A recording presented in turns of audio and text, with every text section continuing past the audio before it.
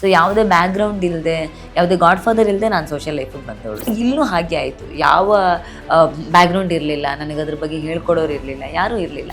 ನಾನು ಒಂದು ನಿರ್ಧಾರ ಮಾಡಿದ್ದೆ, ಮತ್ತು ಹೋದರೂ ಕೂಡ ನಾನು ಹೀಗೆ ಹೋಗಬೇಕು. ಸೊ ಎಲ್ಲೂ ಒಂದು ಕಡೆ ತಾಳ್ಮೆಯನ್ನು ಕಳ್ಕೊಳ್ಳುವ ಅವಶ್ಯಕತೆ ನನಗಿಲ್ಲ ಅನ್ನೋದನ್ನು ಭಾಳ ಸ್ಪಷ್ಟವಾಗಿ ಅರ್ಥ ಮಾಡ್ಕೊಂಡೆ. ಮನೆಯವರೆಲ್ಲ ಎಷ್ಟೇ ಟಾರ್ಗೆಟ್ ಮಾಡಿದ್ರು ಕೂಡ ಒಂದು ನನಗೆ ಸಮಾಧಾನ ಆಗ್ತಿತ್ತು, ಪ್ರತಿ ವೀಕೆಂಡ್ ನಾನು ಉಳ್ಕೊಳ್ತಿದ್ದೆ, ಜನ ಓಟ್ ಮಾಡಿ ಉಳಿಸ್ತಿದ್ರು. ನನ್ನ ಜೊತೆಗೆ ಇಲ್ಲಿ ಮನೆಯವ್ರು ಯಾರೂ ಇಲ್ಲ ಅಂತಂದ್ರು ಕೂಡ ಹೊರಗಡೆ ಓಟ್ ಹಾಕೋ ಜನ ನನ್ನ ಜೊತೆಗಿದ್ದಾರೆ. ಸವಾಲುಗಳು ಬಂದಾಗ ಹೆದರಿ ಓಡ್ ಹೋಗ್ತಿದ್ದವಳಲ್ಲ ನಾನು. ಯಾರದು ನೆರಳಿನಲ್ಲಿ ಬದುಕಬೇಕು ಅಂತ ಯಾವತ್ತೂ ಅನಿಸಿಲ್ಲ. ಒಳಗಡೆನೂ ಅಷ್ಟೇ, ನಾನು ತುಂಬ ಇಂಡಿಪೆಂಡೆಂಟ್. ನಂಗೆ ಯಾರದ್ದು ಅವಶ್ಯಕತೆ ಇಲ್ಲ. ಬೇರೆ ಯಾರಿಗಾದ್ರೂ ನಾನು ಬುದ್ಧಿವಾದ ಹೇಳ್ತೀನಿ ಹೊರತು ನನಗೆ ಇನ್ಯಾರದ್ದು ಬುದ್ಧಿವಾದದ ಅವಶ್ಯಕತೆ ಇದೆ ಜೀವನದಲ್ಲಿ ಅಂತ ಯಾವತ್ತೂ ಅನಿಸಿಲ್ಲ. ಹಾಯ್ ಹಲೋ ಎಲ್ರಿಗೂ ನಮಸ್ಕಾರ. ಇವತ್ತು ನಮ್ಮ ಜೊತೆಗೆ ಇರುವಂತಹ ಗೆಸ್ಟ್ ಯಾರಪ್ಪ ಅಂದರೆ ನಮ್ಮ ಬಿಗ್ ಬಾಸ್ ಮನೆಯ ಫೈರ್ ಬ್ರ್ಯಾಂಡ್ ಅಂತಲೇ ಹೇಳ್ಬೋದು. ಎಲ್ಲೋ ಒಂದು ಕಡೆ ಸ್ವಲ್ಪ ಫೈರ್ ಕಡಿಮೆ ಆಯ್ತೇನೋ, ಈಗ ಮನೆಯಿಂದ ಆಚೆ ಬಂದಿದ್ದಾರೆ. ಸೊ ಹೇಗಿತ್ತು Bigg Boss journey? Bigg Boss ಆದಮೇಲೆ ನೆಕ್ಸ್ಟ್ ಏನು, ಬಿಗ್ ಬಾಸಲ್ಲಿ ಏನೇನೆಲ್ಲ ಎಕ್ಸ್ಪೆರಿಮೆಂಟ್ ಮಾಡಿದ್ರು, ಎಕ್ಸ್ಪೀರಿಯನ್ಸ್ ಆಯಿತು ಅವರಿಗೆ, ಪ್ರತಿಯೊಂದ್ರ ಬಗ್ಗೆ ಡೀಟೇಲ್ ಆಗಿ ಮಾತಾಡೋಣ. ಮೊದಲಾಗಿ ಅವ್ರನ್ನ ಕಾರ್ಯಕ್ರಮಕ್ಕೆ ಸ್ವಾಗತಿಸೋಣ. ಚೈತ್ರ, ನಮಸ್ತೆ, ನಮ್ಮ ಕಾರ್ಯಕ್ರಮಕ್ಕೆ ಸ್ವಾಗತ. Thank you. ಹೇಗಿದ್ದೀರಿ? ನಾನು ತುಂಬ ಚೆನ್ನಾಗಿದ್ದೇನೆ. ನೀವು ಹೇಗಿದ್ದೀರಿ? ನಾನು ಚೆನ್ನಾಗಿದ್ದೀನಿ. ನಿದ್ದೆ ಎಲ್ಲ ಕರೆಕ್ಟ್ ಆಗ್ತಾ ಇದೆಯಾ? ಸ್ವಲ್ಪ ಕಡಿಮೆನೇ ಆಗ್ತಾ ಇದೆ ಈಗ. ಹೊರಗಡೆ ಬಂದ ತಕ್ಷಣಕ್ಕೆ ಇರುವಂಥ ಒಂದಷ್ಟು ಬ್ಯುಸಿ ಶೆಡ್ಯೂಲ್ನ ಕಾರಣ ಕಡಿಮೆ ಆಗ್ತಾ ಇದೆ. ಪರವಾಗಿಲ್ಲ. ಈಗ ಬಿಗ್ ಬಾಸ್ ಮನೆಯಿಂದ ಆಚೆ ಬಂದಿದ್ದಾಯ್ತು. ಸೊ ಹೇಗಿತ್ತು ಬಿಗ್ ಬಾಸು? ಬಿಗ್ ಬಾಸ್ನ ಹೇಗೆ ಎಂಜಾಯ್ ಮಾಡಿದ್ರಿ? ಏನೇನೆಲ್ಲ ಆಯಿತು ಬಿಗ್ ಬಾಸಲ್ಲಿ? ಮುಂದೆ ಮಾತಾಡೋಣ. ಬಟ್ ಇವಾಗ ಬಿಗ್ ಬಾಸ್ ಯಾವ ಥರ ಆಯಿತು, ಹೇಗೆ ಎಂಜಾಯ್ ಮಾಡಿದ್ರಿ? ಖುಷಿ ಇದೆ. ಅಂದರೆ ಪ್ರತಿ ಕ್ಷಣವೂ ಅಲ್ಲಿ ಒಂದು ವಿಭಿನ್ನ ಅನುಭವ, ಸಹಜವಾಗಿರುವ ಜೀವನದಲ್ಲಿ ಸಿಗದೇ ಇರುವಂಥ ಅನುಭವಗಳಲ್ಲಾಗುತ್ತೆ. ಎಲ್ಲ ಈ ಬಿಗ್ ಬಾಸ್ನಲ್ಲಿ ನಡೆಯುವಂಥ ಒಂದೊಂದು ದಿನದ ಘಟನೆಗಳನ್ನು ನಾವು ಜೀವನದಲ್ಲಿ ಅನುಭವಿಸ್ಬೇಕು ಅಂದ್ರೆ 1 ವರ್ಷ 2 ವರ್ಷ ಕಾಯ್ಬೇಕಾಗತ್ತೆ. ಸ್ವಲ್ಪ ಆ ಕ್ಷಣಕ್ಕೆ ಸಿಗತ್ತೆ. ಇಲ್ಲಿ ಮಾಡಿದ್ದಕ್ಕೆ ರಿಸಲ್ಟ್ ಇನ್ನೊಂದು ಸೆಕೆಂಡ್ಗೆ ಸಿಗುತ್ತೆ ಅನ್ನೋದೆಲ್ಲ ಅದೇ ಒಂದು ಖುಷಿ ಅಂತ. ಈಗ ಒಂದು ವಾರದಲ್ಲಿ ಒಂಥರ ಇರುತ್ತೆ, ನೆಕ್ಸ್ಟ್ ವೀಕ್ ನೋಡಿದ್ರೆ ಇನ್ನೊಂದು ಥರ ಇರುತ್ತೆ. ಸೊ ಏರಿಳಿತಗಳು, ಏಳು ಬೀಳುಗಳು ಎಲ್ಲ ಒಂದು ರೀತಿಯಲ್ಲಿ ಬಹಳ ವಿಭಿನ್ನ ಅನುಭವ. ಸಹಜ ಜೀವನದಲ್ಲಿ ಬಹಳ ಕಷ್ಟ ಈ ಥರದ ಅನುಭವಗಳನ್ನ ನಮಗೆ ಪಡ್ಕೊಳ್ಳೋದಕ್ಕೆ ಅವಕಾಶನೇ ಸಿಗೋದಿಲ್ಲ, ತುಂಬ ಕಷ್ಟ. ಸೊ ನಿಜವಾಗ್ಲೂ ಅದ್ಭುತ ಅದೊಂಥರ. ಈಗ ನಿಮ್ಮನ್ನ ನಾವು ಚೈತ್ರ ಕುಂದಾಪುರ ಅವ್ರನ್ನ ನಾವು ನೋಡಿದಂತಹ ರೀತಿನೇ ಬೇರೆ ಇತ್ತು. ಯಾಕಂದ್ರೆ ನೀವು ಭಾಷಣದಲ್ಲಿ ನೋಡ್ತಾ ಇದ್ವಿ, ಮತ್ತೆ ಕ್ಯಾಂಪೇನಲ್ಲಿ ನೋಡ್ತಾ ಇದ್ವಿ, ಸಮಾಜಮುಖಿ ಕಾರ್ಯಗಳಲ್ಲಿ, ಡಿಬೇಟ್ಗಳಲ್ಲಿ ಈ ತರ ನೋಡಿದಂತಹ ಚೈತ್ರ ಅವ್ರನ್ನ ಬಿಗ್ ಬಾಸ್ ಮನೇಲಿ ಬಂದ ತಕ್ಷಣ ತಮ್ಮನ್ನು ತಾವು ಆ ಒಂದು ನೇಚರ್ಗೆ ತೋರಿಸ್ಕೊಳ್ಳೋದು ತುಂಬಾನೇ ಕಷ್ಟ ಆಗುತ್ತೆ. ಬಿಕಾಸ್ ಒಂದು ಫ್ರೀ ಬರ್ಡ್ ಆಗಿ ಎಲ್ಲಾ ಕಡೆ ಓಡಾಡ್ಕೊಂಡಿರೋದು, ಏನ್ ಬೇಕೋ ಬಾಯಿಗೆ ಬಂದಂಗೆ ನಮ್ದು ಏನ್ ಅನಿಸಿಕೆ ಅದನ್ನ ಹಿಂದೆ ಮುಂದೆ ನೋಡ್ದೆ ಹೇಳೋದು. ಸೊ ಈ ತರ ಒಂದು ನೇಚರ್ ಇರೋರು ಅಲ್ಲಿ ಒಳಗಡೆ ಕಟ್ ಹಾಕ್ಬಿಟ್ರೆ ಅವ್ರಿಗೆ ಹೆಂಗಾಗತ್ತೆ ಅಂತ ಬಹಳ ಕಷ್ಟ. ಅದು ಅಂದರೆ ಅದೇ ನಾನು ಹೇಳ್ತೆ, ಅಕ್ವೇರಿಯಂ ತೊಗೊಂಡೋಗಿ ಸಮುದ್ರಕ್ಕೆ ಬಿಟ್ಟ ಪರಿಸ್ಥಿತಿ ಅಂತ. ಸೊ ಯಾವುದೋ ಒಂದು ಪ್ರಪಂಚ ನಂದು, ನನ್ನದಲ್ಲದ ಪ್ರಪಂಚದಿಂದ ಇನ್ಯಾವುದೋ ಪ್ರಪಂಚಕ್ಕೆ ಹೋಗೋದು. ಅವ್ರ ಭಾಷೆ ನನಗೆ ಅರ್ಥ ಆಗಲ್ಲ, ನನ್ನ ಭಾಷೆ ಅವ್ರಿಗೆ ಅರ್ಥ ಆಗಲ್ಲ. ಅವ್ರು ಏನು ಹೇಳ್ತಿದ್ದಾರೆ, ಅವ್ರು ಬಳಸುವಂಥ ಪದಗಳು ಅಥವಾ ಅವ್ರು ನಡ್ಕೊಳ್ಳುವಂಥ ರೀತಿಗಳು, ಅವ್ರ ಜೀವನ ಶೈಲಿ ಬೇರೆ, ನನ್ನ ಜೀವನ ಶೈಲಿ ಬೇರೆ. ಅದಕ್ಕೆ ಹೊಂದ್ಕೊಳ್ಳೋಕೆ ಶುರು ಬಹಳ ಕಷ್ಟ ಆಗ್ತಿತ್ತು. ಆದರೆ ಬಹುಶಃ ಬೇರೆಯವ್ರಿಗೆ ಹೋಲಿಸಿದ್ರೆ ನಾನು ಸ್ವಲ್ಪ ಬೇಗನೆ ಹೊಂದ್ಕೊಂಡೆ ಅನ್ನೋದು ನನಗೆ ಖುಷಿ ಇದೆ. ಎಲ್ಲರೂ ಅದನ್ನೇ ಹೇಳ್ತಾ ಇದ್ರು. ಸೊ ಹೊಂದ್ಕೊಳ್ಳೋಕ್ ಸಾಧ್ಯನೇ ಇಲ್ಲ ಅನ್ನೋ ತರ ಅನ್ಸ್ತಿತ್ತು ಮೊದ್ಲು ಚೈತ್ರ. ಆದ್ರೆ ಈಗ ಹಾಗಿಲ್ಲ, ಎಲ್ಲದಕ್ಕೂ ಹೊಂದ್ಕೊಳ್ತಿದ್ಲು ಅಂತ. ಶುರುಗೆ ಒಂದು 10-15 ದಿನ ನಮ್ಗದೆ ಕ್ಯಾಮರಾ ಇದೆ ಅನ್ನೋ ಭಯ ಇರುತ್ತೆ. ಮತ್ತೆ ನಾವು ಮಾತಾಡಿದ್ರೆ ಎಲ್ಲಿ ಏನ್ ಕಾಂಟ್ರವರ್ಸಿ ಆಗುತ್ತೋ ಅನ್ನೋದೊಂದು ಇರುತ್ತಲ್ವ, ಅದಕ್ಕೆ ಕಾಯ್ತಿರ್ತಾರೆ ಅಂತ. ಆದ್ರೆ ಆಮೇಲೆ ಅದು ಅಭ್ಯಾಸ ಆಯ್ತು, ಅದಕ್ಕೆ ನಾನು ಹೊಂದ್ಕೊಂಡೆ. ನೀವು ಹೇಳಿದ್ರಿ ಕೂಡ ಆಮೇಲೆ ಇವಾಗ ನಮ್ಮ ಮನೇಲಿ ಹೆಂಗಿರ್ತಾ ಇದ್ನ ಇವಾಗ ಹಂಗೆ ಇರೋಕ್ ಸ್ಟಾರ್ಟ್ ಮಾಡಿದೀನಿ ಅಂದ್ರೆ ನನ್ನ ಇನ್ನೊಂದು ನೇಚರ್ ಕೂಡ ಇವಾಗ ಹೊರಗೆ ಬರ್ತಾ ಇದೆ ಅಂತ ಅಂದ್ಬಿಟ್ಟು. ಈಗ ಮನೇಲಿ ಹೋದ ತಕ್ಷಣ ಒಂದಿಷ್ಟು ಜನನ್ನ ನೀವು ನೋಡಿರ್ತೀರಾ, ಹೊರಗಡೆಯಿಂದ ಡೈರೆಕ್ಟ್ ಆಗಿ ನೋಡಿದೆ ಅವ್ರ ಮುಖ ಪರಿಚಯ ಅಂತೂ ಇದ್ದೇ ಇರುತ್ತೆ. ಸೊ ಒಳಗಡೆ ಹೋದ ತಕ್ಷಣ ಅವ್ರ ಜೊತೆಗೆ ಜೆಲ್ ಆಗೋದು, ಮತ್ತೆ ಎಲ್ಲರೂ ಕೂಡ ಅಲ್ಲಿ ಮೋಸ್ಟ್ ಆಫ್ ದ ಪೀಪಲ್ ಅಲ್ಲಿ ಎಂಟರ್ಟೈನ್ಮೆಂಟ್ ಫೀಲ್ಡ್ ಇಂದ ಬಂದಿರೋಂಥವ್ರು. ನೀವು ಈ ತರ ಸಾಮಾಜಿಕ ಕಾರ್ಯಗಳಲ್ಲಿ ತೊಡಗಿಕೊಂಡಿರೋಂಥವ್ರು. ಸೊ ಹೆಂಗೆ ಅವ್ರ ಜೊತೆ ನೀವು ಅಡ್ಜಸ್ಟ್ ಆಗ್ಬೇಕಾಯ್ತು? ಬಾಂಡಿಂಗ್ ನ ಯಾವ ತರ ಬೆಳೆಸ್ಕೊಳ್ಳೋದಕ್ಕೆ ನೀವು ಟ್ರೈ ಮಾಡ್ತಾ ಇದ್ರಿ ಅವ್ರ ಜೊತೆಗೆ ಅಂತ?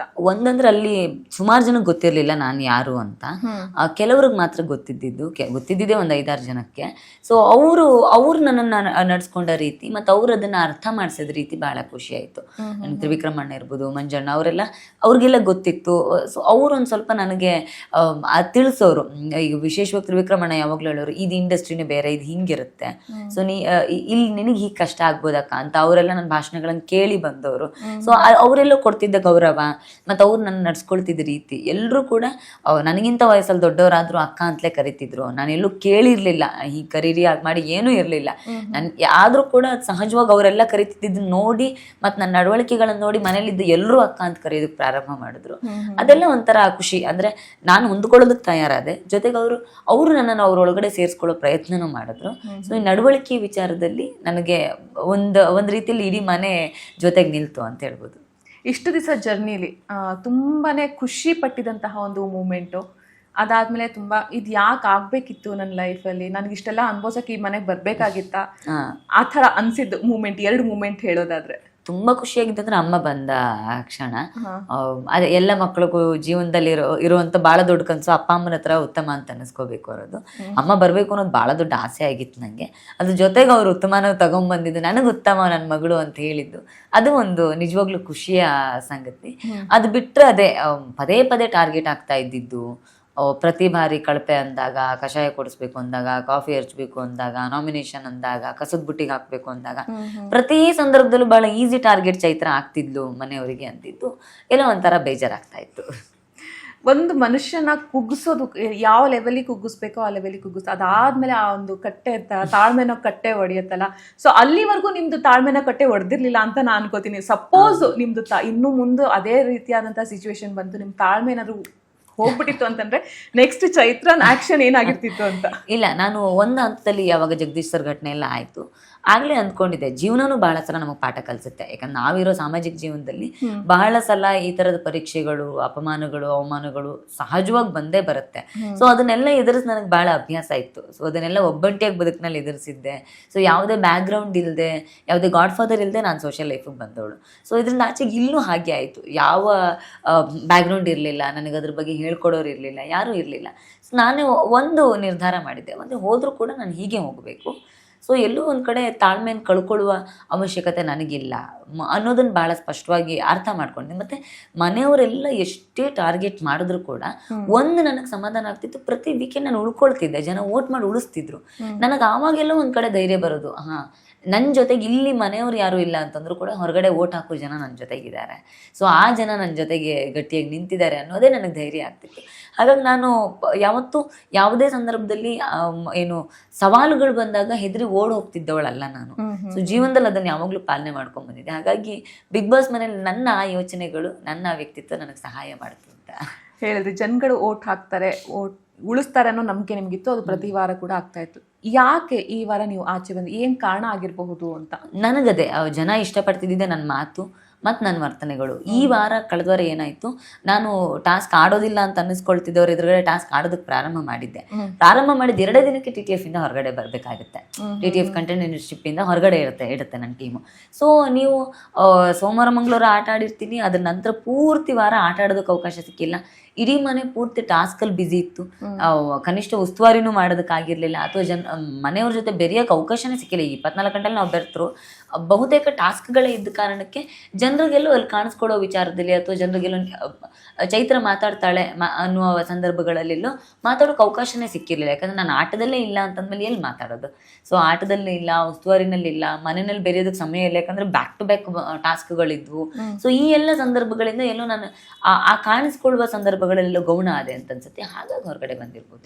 ಎಲ್ಲೋ ಒಂದ್ ಕಡೆ ಮನೇಲಿ ನಾವು ಸರ್ವೈವ್ ಆಗ್ಬೇಕು ಅಂತಂದ್ರೆ ಒಂದು ಗುಡ್ ಬಾಂಡಿಂಗ್ ಅನ್ನೋದು ಬೇಕಾಗತ್ತೆ, ಒಂದು ಎಮೋಷನಲ್ ಸಪೋರ್ಟ್ ಅನ್ನೋದು ಬೇಕಾಗುತ್ತೆ. ಯಾಕಂದ್ರೆ ಎಲ್ಲೋ ಒಂದ್ ಕಡೆ ಒಬ್ಬಂಟಿ ಅಂತ ಫೀಲ್ ಮಾಡ್ಕೊಳ್ತಾ ಇರ್ತೀವಿ. ಆ ಸಂದರ್ಭದಲ್ಲಿ ನಿಮಗೆ ಸಿಗ್ತಾ ಇತ್ತು ಎಮೋಷನಲ್ ಸಪೋರ್ಟು, ಆದ್ರೆ ಕಾನ್ಸ್ಟೆಂಟ್ ಆಗಿ ಒಂದೇ ಪರ್ಸನ್ ಇಂದ ಸಿಗ್ತಾ ಇರ್ಲಿಲ್ಲ. ಬಾಂಡಿಂಗ್ ಅಂತ ನೀವು ಒಬ್ರ ಜೊತೆನೆ ತುಂಬಾ ಬಾಂಡಿಂಗ್ ಇಟ್ಕೊಂಡಿರ್ಲಿಲ್ಲ. ಸೊ ಅದ್ರ ಅಂದ್ರೆ ನಿಮ್ ಬೇಕು ಅಂತಾನೆ ಆ ತರ ಇದ್ದಿದ್ದ, ಅಥವಾ ನಿಮ್ಮ ಸಿಚುವೇಶನ್ ತಕ್ಕಂತೆ ನಿಮ್ ಬಾಂಡಿಂಗ್ ಚೇಂಜ್ ಆಗ್ತಾ ಇತ್ತಾ, ಹೇಗೆ? ಹಾಗೇನೂ ಇಲ್ಲ. ನಾನು ಮೊದಲನೇ ದಿನದಿಂದ ಯಾರ ಜೊತೆ ಕ್ಲೋಸ್ ಇದ್ದೆ, ಕೊನೆ ದಿನ ತನಕ ಎಲ್ಲರ ಜೊತೆಗೆ ಅದೇ ಬಾಂಡಿಂಗ್ ಇಟ್ಕೊಂಡಿದ್ದೆ. ಆದ್ರೆ ನನಗೊಂದು ಜೀವನದಲ್ಲೂ ಹಾಗೇನೆ, ಬದುಕಿನಲ್ಲಿ ಯಾರು ನಮ್ಮ ಜೊತೆಗೆ ಪರ್ಮನೆಂಟ್ ಆಗಿ ಯಾರು ಯಾವತ್ತೂ ನಿಲ್ಲೋದಿಲ್ಲ. ಆ ಸತ್ಯ ಜೀವನದಲ್ಲಿ ನಾನು ನಿಜ ಜೀವನದಲ್ಲಿ ಅರ್ಥ ಮಾಡ್ಕೊಂಡವಳು ನಾನು.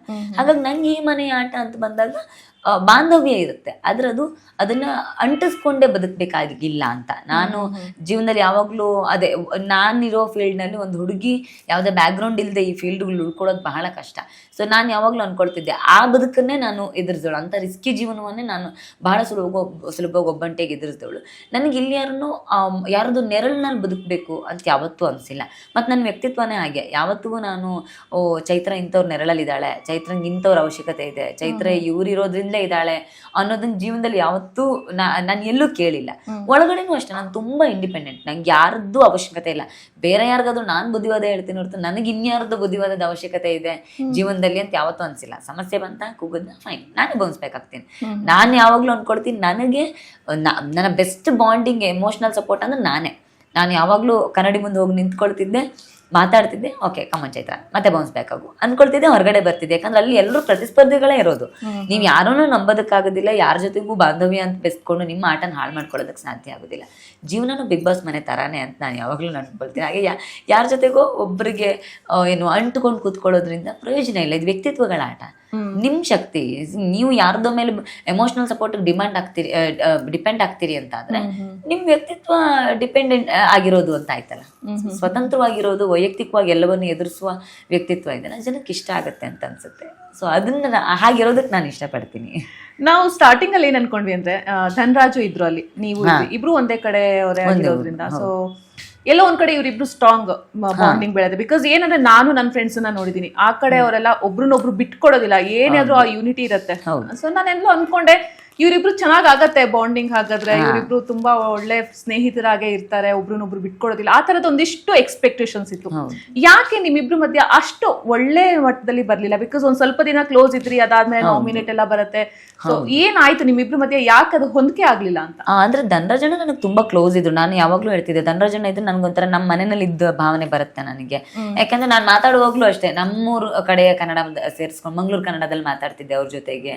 ಸೊ ಅವಾಗ ತುಳುಲ್ ಮಾತಾಡ್ತಿದ್ವಿ, ಅದೊಂದು ಬಾಂಡಿಂಗ್ ಇತ್ತು. ಬಟ್ ಶುರುವಾಗಿ ಏನಾಯ್ತು, ಮೊದಲ 2 ವಾರ ನಾವು ನರಕದಲ್ಲಿ ಇದ್ದ ಕಾರಣಕ್ಕೆ, ಅವ್ರು ಸ್ವರ್ಗದಲ್ಲಿ ಇದ್ದ ಕಾರಣಕ್ಕೆ ನಮ್ಗೆ ಆ ಅಟ್ಯಾಚ್ಮೆಂಟ್ ಬೆಳಿಲಿಲ್ಲ. ಅವ್ರ ಸ್ವರ್ಗ ನಾವು ನರಕ, ಹಾಗಾಗಿ ನಮಗ್ ಸೇರ್ಕೋದಕ್ಕಾಗ್ಲಿಲ್ಲ. ಅದ್ರ ನೆಕ್ಸ್ಟ್ ಏನಾಯ್ತು ಅಂತ ಕೇಳಿದ್ರೆ, 1 ವಾರದಲ್ಲೇ ನಾವು ಕ್ಲೋಸ್ ಆಗ್ತೀವಿ ಅಂತ ಅನ್ನೋವಾಗ ಹನುಮಂತು ವೈಲ್ಡ್ ಕಾರ್ಡ್ ಎಂಟ್ರಿನಲ್ಲಿ ಬರ್ತಾನೆ. ಅವರಿಬ್ಬರ ಫ್ರೆಂಡ್ಶಿಪ್ ಸ್ಟ್ರಾಂಗ್ ಆಗ್ತಾ ಹೋಗುತ್ತೆ.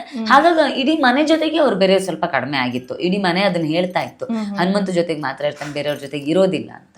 ಸೊ ಆ ಕಾರಣಗಳಿಗೆ ನಾವು ಬೇರೆಯವ್ರು ಕಡಿಮೆ ಇತ್ತು ಬಿಟ್ಟು, ಬೇರೆ ದೊಡ್ಡ ಸಮಸ್ಯೆ ಅಂತ ನನ್ನ ಮತ್ತು ಧನರಾಜಣ್ಣನ ನಡುವೆ ಇರ್ಲಿಲ್ಲ. ಇವು ಸಹಜವಾಗಿ ಮಾತಾಡೋ ರೀತಿಯ ಸ್ನೇಹವೇ ಇತ್ತು. ಸಮಯ ಜಾಸ್ತಿ ಹನುಮಂತನ ಜೊತೆಗೆ ಇರ್ತಾ ಇದ್ರು ಅನ್ನೋ ಕಾರಣಕ್ಕೆ ಬಾಂಡಿಂಗ್ ಬೆಳೀಲಿಲ್ಲ ಅಷ್ಟೇ. ಇತ್ತೀಚಿನ ದಿನಗಳಲ್ಲಿ ನಮಗೆ ಸೋಷಿಯಲ್ ಮೀಡಿಯಾ ಮೂಲಕ ಗೊತ್ತಾಯ್ತು, ಧನರಾಜ್ ಮತ್ತೆ ಮೋಕ್ಷಿತಾ ಇಬ್ರು ಸೇರ್ಕೊಂಡು ಒಂದು ಶಾರ್ಟ್ ಮೂವಿ ಮಾಡಿದ್ರು ಅಂತ. ನಿಮಗೇನಾದ್ರೂ ಗೊತ್ತಾ ವಿಷಯ? ಹೌದು ಗೊತ್ತಿತ್ತು ನನಗೆ. ನಾನು ಹೋಗೋದಕ್ಕಿಂತ ಮುಂಚೆನೆ ಅದು ನೋಡಿದ್ದೆ, ಒಂದು ಆಪ್ ಅಲ್ಲಿ ಅದನ್ನ ನೋಡಿದ್ದೆ ಕೂಡ. ಅದ್ರದ್ದು ಯಾವ್ದೋ ಒಂದು ಪ್ರೋಮೋ ನೋಡಿದ್ದೆ ನಾನು.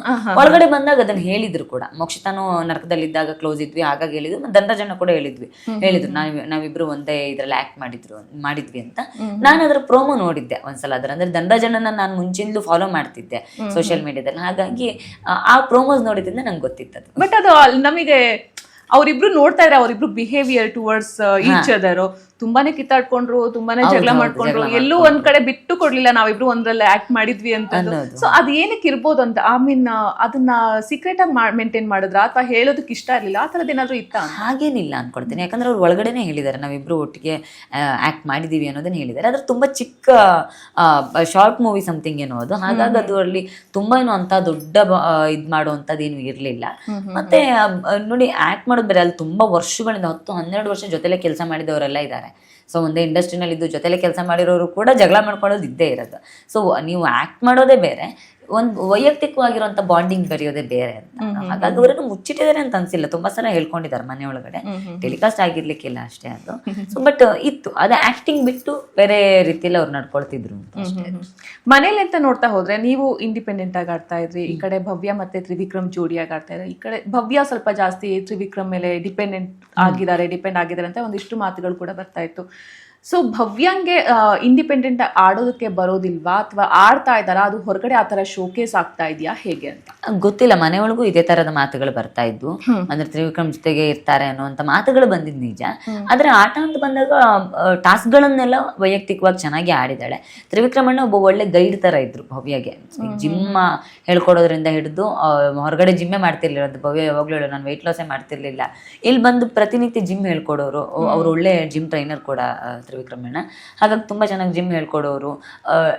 ಟಾಸ್ಕ್ನಲ್ಲಿ ಒಂದಷ್ಟು ಟ್ರಿಕ್ಸ್ಗಳನ್ನು, ಓಡೋದು ಹೇಗೆ, ಟೋ ಮೇಲೆ ಓಡಬೇಕು, ಫುಲ್ ಪಾದ ಇಡಬಾರ್ದು, ಆ ಥರದ ಟ್ರಿಕ್ಸ್ಗಳನ್ನು ಹೇಳೋರು. ಸೊ ಎಲ್ಲೋ ಒಂದು ಕಡೆ ಒಂದು ಎಮೋಷ್ನಲಿ ಮತ್ತು ಒಬ್ಬ ಒಳ್ಳೆ ಗೈಡ್ ಆಗಿ ತ್ರಿವಿಕ್ರಮಣ್ಣ ಭವ್ಯಾಗಿದ್ದರು ಅನ್ನೋದಂತೂ ನಿಜ, ಅದನ್ನು ಒಪ್ಕೊಳ್ಳೇಬೇಕು. ಆ ವಿಚಾರದಲ್ಲಿ ಯಾವುದೇ ಇದಿಲ್ಲ. ಬಟ್ ಆಟ ಅಂತ ಬಂದಾಗ ಅದೇ ವೈಯಕ್ತಿಕವಾದ ಆಟ ಏನು ಅನ್ನೋದ್ರ ಬಗ್ಗೆ ನನಗೆ ಬಹಳ ಗೊಂದಲ ಇದೆ. ಅಂದರೆ ಟಾಸ್ಕ್ ಅಂತ ಬಂದಾಗ ಎಲ್ಲರಿಗೂ ಇಂಡಿವಿಜುವಲ್ ಟಾಸ್ಕ್ಗಳು ಸಿಕ್ಕಾಗ ಇಂಡಿವಿಜುವಲ್ ಆಗಿ ಆಡ್ತಾರೆ. ಟೀಮು ಅಂತ ಬಂದಾಗ ಅವರು ತ್ರಿವಿಕ್ರಮಣ್ಣ ಮತ್ತು ಭವ್ಯ ಒಂದೇ ಟೀಮನ್ನು ಆಯ್ಕೆ ಮಾಡ್ಕೊಳ್ಳೋದಕ್ಕೆ ಇಚ್ಛೆ ಪಡ್ತಾರೆ ಅಂತ. ಆ ನಿಟ್ಟಿನಲ್ಲಿ ಅದು ಅವರ ಆಟ. ಅವರಿಬ್ಬರ ಬಗ್ಗೆ ತುಂಬಾನೇ ಸೋಷಿಯಲ್ ಮೀಡಿಯಾದಲ್ಲಿ ಮಾತುಗಳು ಇವಾಗಲೇ ನೀವು ನೋಡಿರ್ಬೇಕು, ಟ್ರೋಲ್ಗಳಾಗಿರ್ಬೋದು, ಮೀಮ್ಸು ತುಂಬಾ ಇದೆ. ಒಂದು ರಾತ್ರಿ ಇಬ್ರು ಕುತ್ಕೊಂಡು ಮಾತಾಡುವಾಗ ಅವರು ಪ್ರಪೋಸ್ ಕೂಡ ಮಾಡಿದ್ದಿದೆ. ಸೊ ಇದೆಲ್ಲ ನೋಡ್ತಾ ಹೋದ್ರೆ ನಿಮಗದು ಒಳಗಡೆ ಇದ್ದವ್ರಿಗೆ ಅದು ಗೊತ್ತಾಗ್ತಾ ಇತ್ತು? ಐ ಮೀನ್ ಇವರಿಬ್ರದ್ದು ಸ್ನೇಹ ಅಷ್ಟೇ ಅಲ್ಲ, ಸ್ನೇಹ ಮೀರಿ ಒಂದು ಸಂಬಂಧ ಇದೆ. ಅಂದರೆ ನನಗೆ ತ್ರಿವಿಕ್ರಮಣ್ಣ ಸ್ವಲ್ಪ ಜಾಸ್ತಿ ಕ್ಲೋಸ್ ಇದ್ದ ಕಾರಣಕ್ಕೆ ಹೇಳ್ಕೊಳ್ತಿದ್ರು. ಭವ್ಯನೂ ಸ್ವಲ್ಪ ಅದೇ ತ್ರಿವಿಕ್ರಮ್ ಬಿಟ್ಟರೆ ಒಂದು ಸ್ವಲ್ಪ ನನ್ನ ಹತ್ರನೇ ಮಾತಾಡ್ತಿದ್ದು. ಹಾಗಾಗಿ ಒಂದು ಸ್ವಲ್ಪ ಹೇಳ್ಕೊಡ್ತಿದ್ರು ಅಷ್ಟೇ. ಆದರೆ ಅದೊಂದು ಒಳ್ಳೆ ಶುದ್ಧ ಸ್ನೇಹವೇ ಆಗಿತ್ತು. ಈಗ ನಾನು ಎಲಿಮಿನೇಟ್ ಆಗಿ ಬರುವ ಒಂದು 2 ದಿನ ಮುಂಚೆ ತನಕನೂ ಕೂಡ, ಶುಕ್ರವಾರ ಗುರುವಾರ ಅನ್ಕೊಳ್ತೀನಿ, ಶುಕ್ರವಾರ ತನಕವೂ ಅದೊಂದು ಶುದ್ಧ ಬಾಂಡಿಂಗೇ ಆಗಿತ್ತು. ಫ್ಯಾಮಿಲಿ ರೌಂಡ್ ಆಗೋ ತನಕನೂ ಕೂಡ ಸ್ನೇಹದಲ್ಲೇ ಇದ್ರು ಅನ್ನೋದನ್ನೇ ಅವ್ರು ಸ್ಪಷ್ಟವಾಗಿ ಹೇಳ್ತಿದ್ರು. ಅದೇ ತ್ರಿವಿಕ್ರಮಣ್ಣ ಅದೇ ನೀವೀಗ ಏನು ಹೇಳಿದ್ರೆ ಆ ವಿಡಿಯೋ ಕ್ಲಿಪ್ಪಿಂಗು ಪ್ರಪೋಸ್ ಮಾಡಿದ್ದಾರೆ ಅಂತ ಹೇಳಿರೋ ಇದಾಗಿದೆ ಅಂತ. ಸೊ ಅದು ಮುಗಿದ ತಕ್ಷಣಕ್ಕೆ ಅವತ್ತು ರಾತ್ರಿ ತ್ರಿವಿಕ್ರಮಣ್ಣ ಬಂದು ನನ್ನ ಹತ್ರ ಮಾತಾಡಿದ್ದಿದೆ. ಅವತ್ತು ಪೂರ್ತಿ ರಾತ್ರಿ ಕೂತ್ಕೊಂಡು ಮಾತಾಡಿದ್ವಿ. ಆವಾಗ ಹೇಳ್ತಿದ್ರು ನನಗೇನು ಅನಿಸಿದೆ ನಾನು ಅದನ್ನು ಹೇಳಿದ್ದೇನೆ. ಸೊ ಅವಳ ಭಾವನೆಗಳು ನನಗೆ ಗೊತ್ತಿಲ್ಲ, ಅವ್ರಿಗೆ ಹೊರಗಡೆ ಜೀವನ ಏನಿದೆ, ಯಾವ ಬದುಕಿದೆ ಅನ್ನೋದು ನನಗೆ ಗೊತ್ತಿಲ್ಲ. ಸೊ ಹಾಗಾಗಿ ನಾನು ಅದ್ರ ಬಗ್ಗೆ ಪ್ರಶ್ನೆ ಮಾಡೋದಿಲ್ಲ. ಈ ಆಟ ಮುಗಿಯೋ ತನಕ ನಾನು ಇದ್ರ ಬಗ್ಗೆ ಇನ್ಯಾವತ್ತೂ ಮಾತಾಡೋದಿಲ್ಲ. ಸೊ ನನ್ನ ಮನಸ್ಸಿನ ಭಾವನೆಯನ್ನು ಮಾತ್ರ ನಾನು ಹೇಳಿದ್ದೀನಿ. ಅದು ಬಿಟ್ಟು ಅದು ಅವಳ ಆಯ್ಕೆ, ಆ ಕಡೆಯಿಂದ ನನಗೆ ಯಾವುದೇ ಉತ್ತರನೂ ಬಂದಿಲ್ಲ. ಸೊ ಬರೋದಿದ್ರು ಪೂರ್ತಿ ಬಿಗ್ ಬಾಸ್ ಮುಗಿದ ಮೇಲೇ ನಾನು ಅದ್ರ ಬಗ್ಗೆ ಯೋಚನೆ ಮಾಡ್ತೀನಿ. ಅಲ್ಲಿ ತನಕ ಈ ಆಟಕ್ಕೆ ಯಾವುದೇ ರೀತಿಯಲ್ಲೂ ನಮ್ಮ ಸ್ನೇಹ ತೊಂದರೆ ಆಗದೇ ಇರೋ ಹಾಗೆ ನಾನು ನೋಡ್ಕೊಳ್ತೀನಿ ಅಂತಲೇ ತ್ರಿವಿಕ್ರಮಣ್ಣ ಹೇಳಿದ್ರು.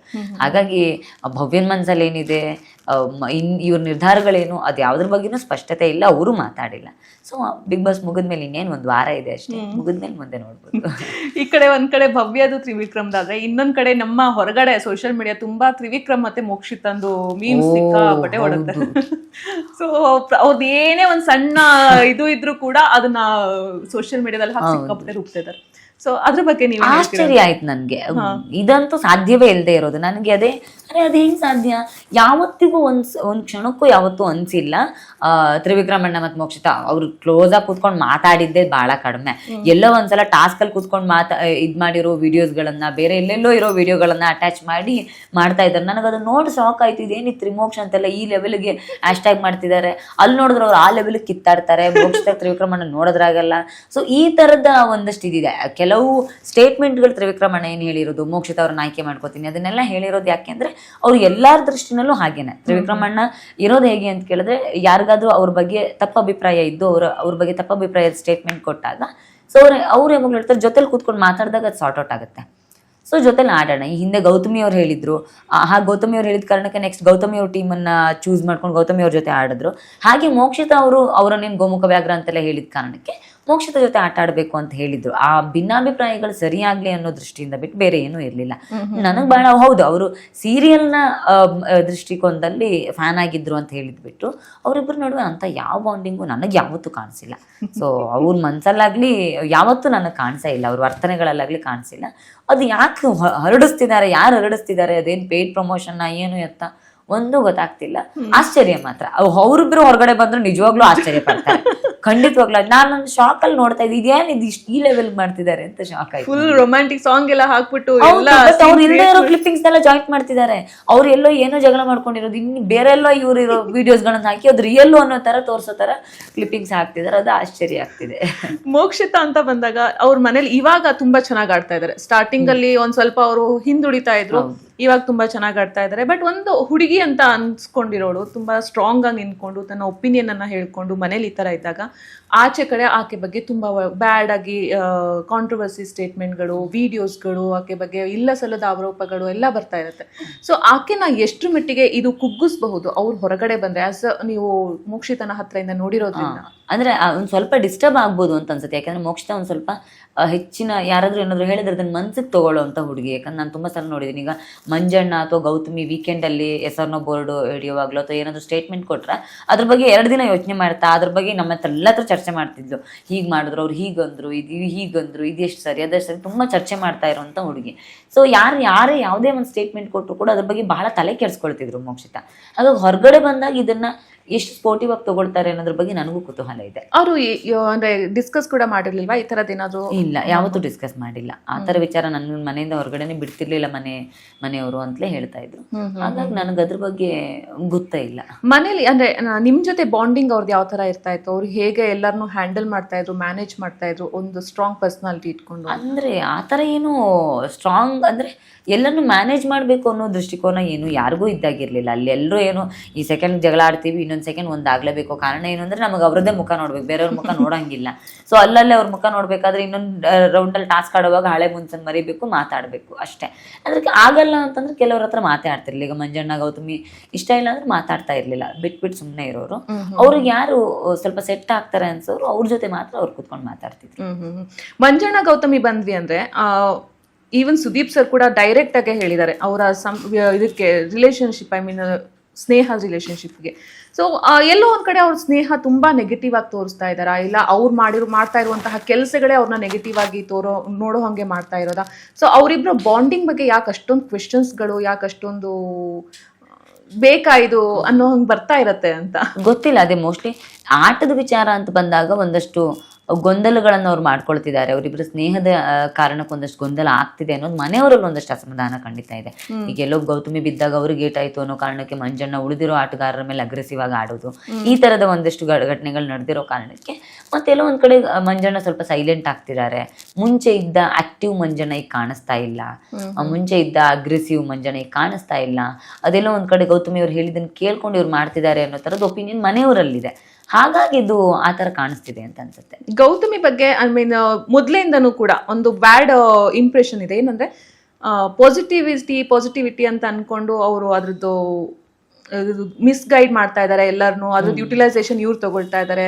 ಬಟ್ ಅವ್ರು ಆ ತರ ಇಲ್ಲ, ಫೇಕ್ ಇದ್ದಾರೆ ಅಂತ ತುಂಬಾ ಮಾತುಗಳು ಬರುತ್ತೆ. ಸೊ ಗೌತಮಿ ನಿಜವಾಗ್ಲೂ ಪಾಸಿಟಿವಿಟಿನೇ ತಗೊಂಡು ಹೋಗ್ತಾ ಇರೋದಾ, ಅಥವಾ ಅವ್ರನ್ನ ಆ ತರ ಪೋರ್ಟ್ರೇ ಮಾಡ್ಕೊಳ್ತಾ ಇರೋದಾ, ಅವ್ರು ಇರೋದೇ ಹಾಗ? ಇಲ್ಲ, ಅಂದ್ರೆ ಆ ವಿಚಾರದಲ್ಲಿ ನನಗೆ ಬಹಳ ಗೊಂದಲ ಇದೆ. ನಾನೇ ಬಹಳ ಸಲ ಹೇಳಿದ್ದೀನಿ, ಅವರು ಪಾಸಿಟಿವಿಟಿ ಅಂತ ಏನು ಬಾಯಲ್ಲಿ ಹೇಳ್ತಾರೆ ಹಾಗೆ ನಿಜ ಜೀವನದಲ್ಲಿ ಇರೋದು ಬಹುಶಃ ಕಷ್ಟ, ಮತ್ತದು ಸಾಧ್ಯವೂ ಇಲ್ಲ. ಎಲ್ಲ ವಿಚಾರದಲ್ಲಿ ಅವರು ಹಾಗಿಲ್ಲ ಅನ್ನೋದನ್ನ ನಾನು ಬಹಳ ಸಲ ಗಮನಿಸಿದ್ದೀನಿ. ಬೇರೆಯವ್ರಿಗೆಲ್ಲ ಸಿಟ್ ಮಾಡ್ಕೊಳ್ಬಾರ್ದು, ಪಾಸಿಟಿವ್ ಆಗಿರಿ ಅಂತ ಹೇಳೋರು ಚಿಕ್ಕ ಚಿಕ್ಕ ವಿಷಯಕ್ಕೆ ಅವರು ಸಿಟ್ ಮಾಡ್ಕೊಂಡಿರೋದನ್ನ ನಾನು ನೋಡಿದ್ದೀನಿ. ತುಂಬಾ ಪಾಸಿಟಿವ್ ಆಗಿ ತಗೊಳ್ಬೇಕು ಎಲ್ಲವನ್ನು ಅಂತ ಹೇಳುವವರು ತುಂಬಾ ಸೇಫ್ ಗೇಮ್ ಮಾಡುವ ಪ್ರಯತ್ನ ಮಾಡಿರೋದನ್ನ ನಾನು ನೋಡಿದ್ದೀನಿ. ಬೇರೆ ಯಾರಿಗೋ ಈಗ ನಾಮಿನೇಷನ್ ಅಂತ ಬರುವಾಗ, ಕಸದ ಬುಟ್ಟಿಗೆ ಹಾಕುವಾಗ, ಕಷಾಯ ಕೊಡುವಾಗ ಪ್ರತಿ ಬಾರಿ ನನ್ನ ಹೆಸರು ತಗೊಳ್ತಿದ್ರು. ಕಾರಣ ಯಾಕಂದ್ರೆ ತುಂಬಾ ಸೇಫ್ ಆಗ್ಬೋದು.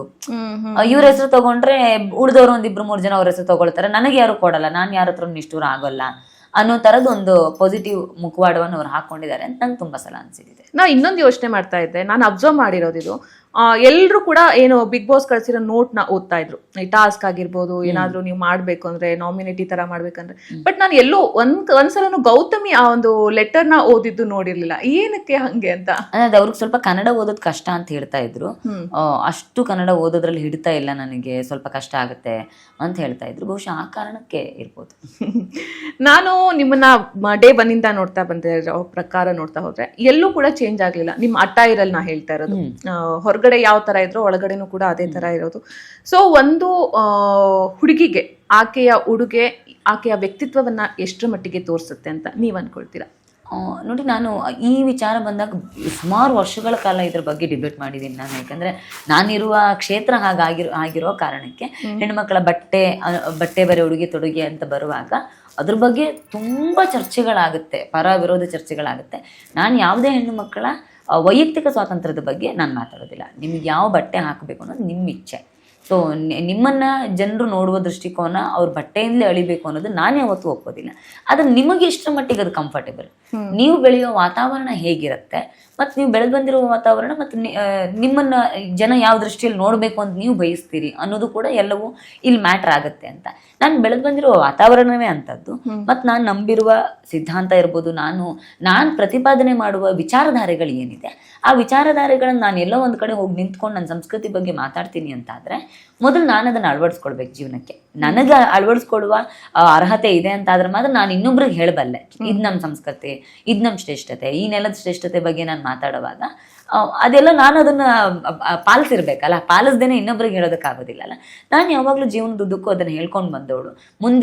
ಮುಂದಿನ ಪೀಳಿಗೆಗೆ ಈ ನೆಲದ ಸಂಸ್ಕೃತಿಯನ್ನ ನಾವು ಕೊಡಬೇಕು, ಅಷ್ಟೇ ಜಾಗ್ರತೆಯಿಂದ ರವಾನಿಸ್ಬೇಕು ಅನ್ನೋದನ್ನ ಹೇಳ್ಕೊಂಡು ಬಂದಳು. ಮತ್ತು ನನಗದು ಕಂಫರ್ಟ್, ನಾನು ಬೆಳೆದು ಬಂದಿರೋ ವಾತಾವರಣ ಆಗಿರೋ ಕಾರಣಕ್ಕೆ ನನಗೆ ಯಾವುದು ಕಂಫರ್ಟ್ ಅನ್ಸೋದಿಲ್ವೋ ಅದನ್ನ ನಾನು ಹಾಕೋದಿಲ್ಲ.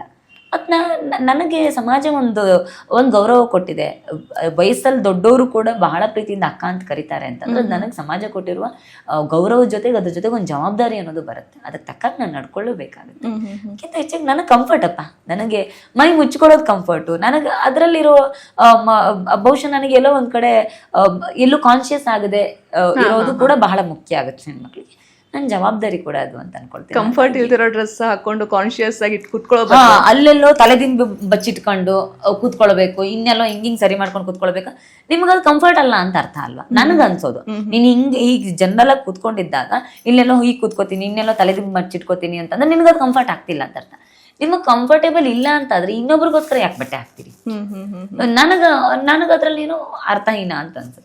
ನಾನು ಹಾಕಿದ್ದೆ ಬಟ್ಟೆ 100 ಸಲ ಹಾಕೋದಕ್ಕೆ ತಯಾರಿದ್ದೀನಿ, ಆದ್ರೆ ಅದು ನನಗೆ ಹಾಕೊಂಡಾಗ ನನಗೆಲ್ಲೋ ಒಂದ್ ಕಡೆ ಅಯ್ಯೋ ನನಗೊಂದು ಮುಜುಗರ ಅಂತ ಅನಿಸ್ತಿದೆ ಅಂತ ಅನ್ನೋ ತರ ನನಗೆ ಅನ್ನಿಸ್ದೆ ಹೋದ್ರೆ ಸಾಕು. ನಾನು ಯಾವಾಗ್ಲೂ ಒಳಗಡೆನೂ ಅದನ್ನೇ ಹೇಳ್ತಾ ಇದ್ದೆ, ಯಾರ ಬಟ್ಟೆಯ ಬರೆಗಳ ಬಗ್ಗೆ ನಾನು ಪ್ರಶ್ನೆ ಮಾಡೋದಿಲ್ಲ. ನಿಮಗದು ಬಹಳ ಚೆನ್ನಾಗಿ ನಿಮಗ್ ಕಂಫರ್ಟೇಬಲ್ ಅನ್ಸಿದ್ರೆ, ನಿಮಗದು ಸರಿ ಅಂತ ಅನ್ಸಿದ್ರೆ ನೀವು ಹಾಕಿ.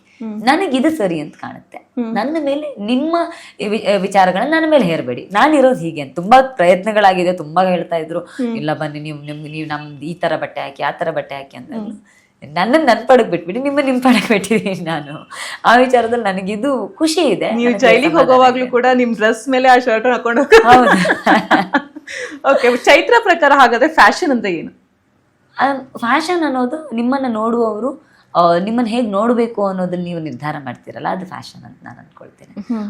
ಫ್ಯಾಷನ್ ಅನ್ನೋದಕ್ಕೆ ಒಬ್ಬೊಬ್ರಿಗೆ ಒಂದೊಂದು ಇದಿದೆ. ಸೌಂದರ್ಯ ಅನ್ನುವ ದೃಷ್ಟಿಕೋನದಲ್ಲೇ ಏನ್ ಮಾಡಿದ್ರು ಚೆನ್ನಾಗಿ ಕಾಣಿಸ್ತಾರೆ ಅನ್ನೋದು ಫ್ಯಾಷನ್ ಅಂತ ನಂಗೆ ಯಾವತ್ತೂ ಅನ್ಸೋದಿಲ್ಲ. ನಿಮ್ಗೆ ಹೇಗೆ ಅನ್ಸುತ್ತೆ? ನಾನು ಕನ್ನಡಿ ಮುಂದೆ ನಿಂತಾಗ ನಾನು ಹೀಗೆ ಕಾಣಿಸಿದ್ರೆ ಚೆನ್ನಾಗಿ ಕಾಣಿಸ್ತೀನಿ ಅಂತಿದ್ರೆ, ನಾನು ಕುಂಕುಮ ಇಟ್ಟರೆ ಚೆನ್ನಾಗಿ ಕಾಣಿಸ್ತೀನಿ ಅನ್ನೋದು ಅದು ಫ್ಯಾಷನ್ ನನಗೆ. ಮಾಡಿ ನನಗೆ ಫ್ಯಾಷನ್ ಇಡದೇ ಇರೋದು ಕೆಲವ್ರಿಗೆ ಫ್ಯಾಷನ್ ಆಗಿ ಕಾಣಿಸ್ಬೋದು. ಒಬ್ಬೊಬ್ರು ಪರಿಭಾಷೆ ಒಂದೊಂಥರ. ಹೀಗೆ ಇರಬೇಕು ಅಂತಿಲ್ಲ. ಆದ್ರೆ ನಾನು ಎಲ್ಲಕ್ಕಿಂತ ಜಾಸ್ತಿ ಏನು ನಂಬ್ತೀನಿ ಅಂದರೆ, ಫ್ಯಾಷನ್ ಮಾಡೋದಕ್ಕೆ ನಿಮಗೆ ಬೇಕಾಗಿರುವ ಪ್ರಮುಖವಾಗಿರುವ ಅಂಶ ಅಂದರೆ ನಿಮಗೆ ಕಾನ್ಫಿಡೆನ್ಸ್ ಇರಬೇಕು.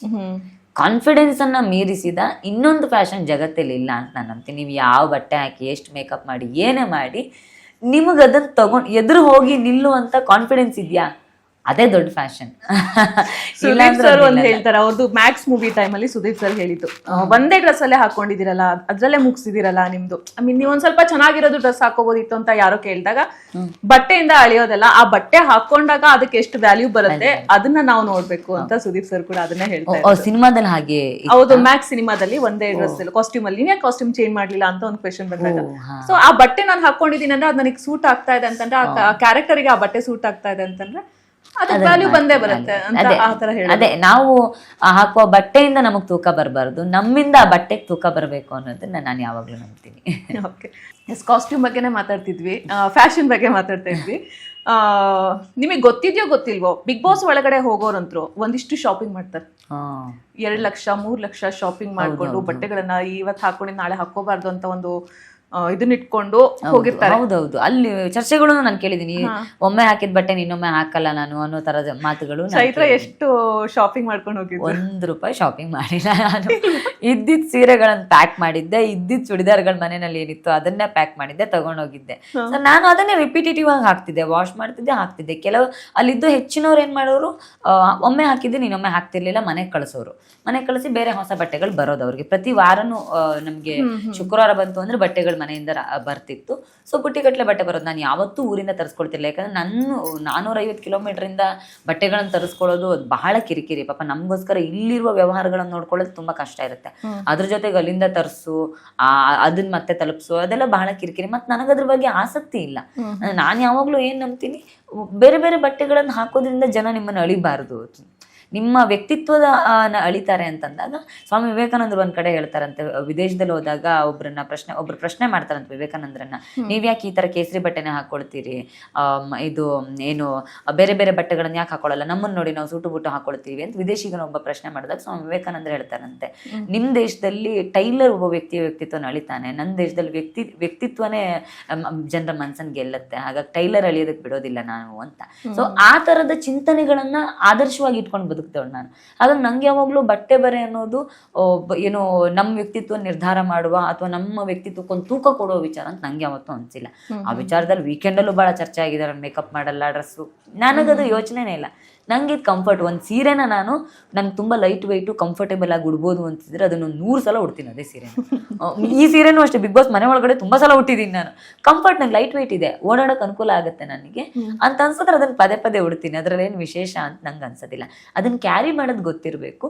ಮತ್ತು ನಿಮಗದೆಲ್ಲೋ ಒಂದು ಭಾರ ಅನ್ನಿಸ್ಬಾರ್ದು ನಿಮ್ಮ ಬಟ್ಟೆಗಳು. ನಾನು ಅದ್ರ ಬಗ್ಗೆ ತುಂಬ ಯೋಚನೆನೇ ಮಾಡಲ್ಲ. ಅದೇ ಬಟ್ಟೆಗಳನ್ನ ವಾಶ್ ಮಾಡ್ತಿದ್ದೆ, ಈಗೇನು ಮತ್ತು ಅದನ್ನೇ ಹಾಕೊಳ್ತಿದ್ದೆ. ಮನೆಯಲ್ಲೂ ಬಟ್ಟೆ ಕಳಿಸ್ದಾಗ್ಲೂ ಕಳಿಸ್ಬೇಡಿ ಅಂತ ಹೇಳ್ತಿದ್ದೆ ಮನೆಯವ್ರಿಗೆ, ಬಟ್ಟೆ ಕಳಿಸ್ಬೇಡಿ ಅಂತ ಹೇಳಿ ಬಿಗ್ ಬಾಸ್, ನನಗೆ ಇಲ್ಲಿ ರಾಶಿ ಬಟ್ಟೆಗಳನ್ನ ಇಟ್ಕೊಳಕ್ ಆಗಲ್ಲ ನನಗೆ ಅಂತ.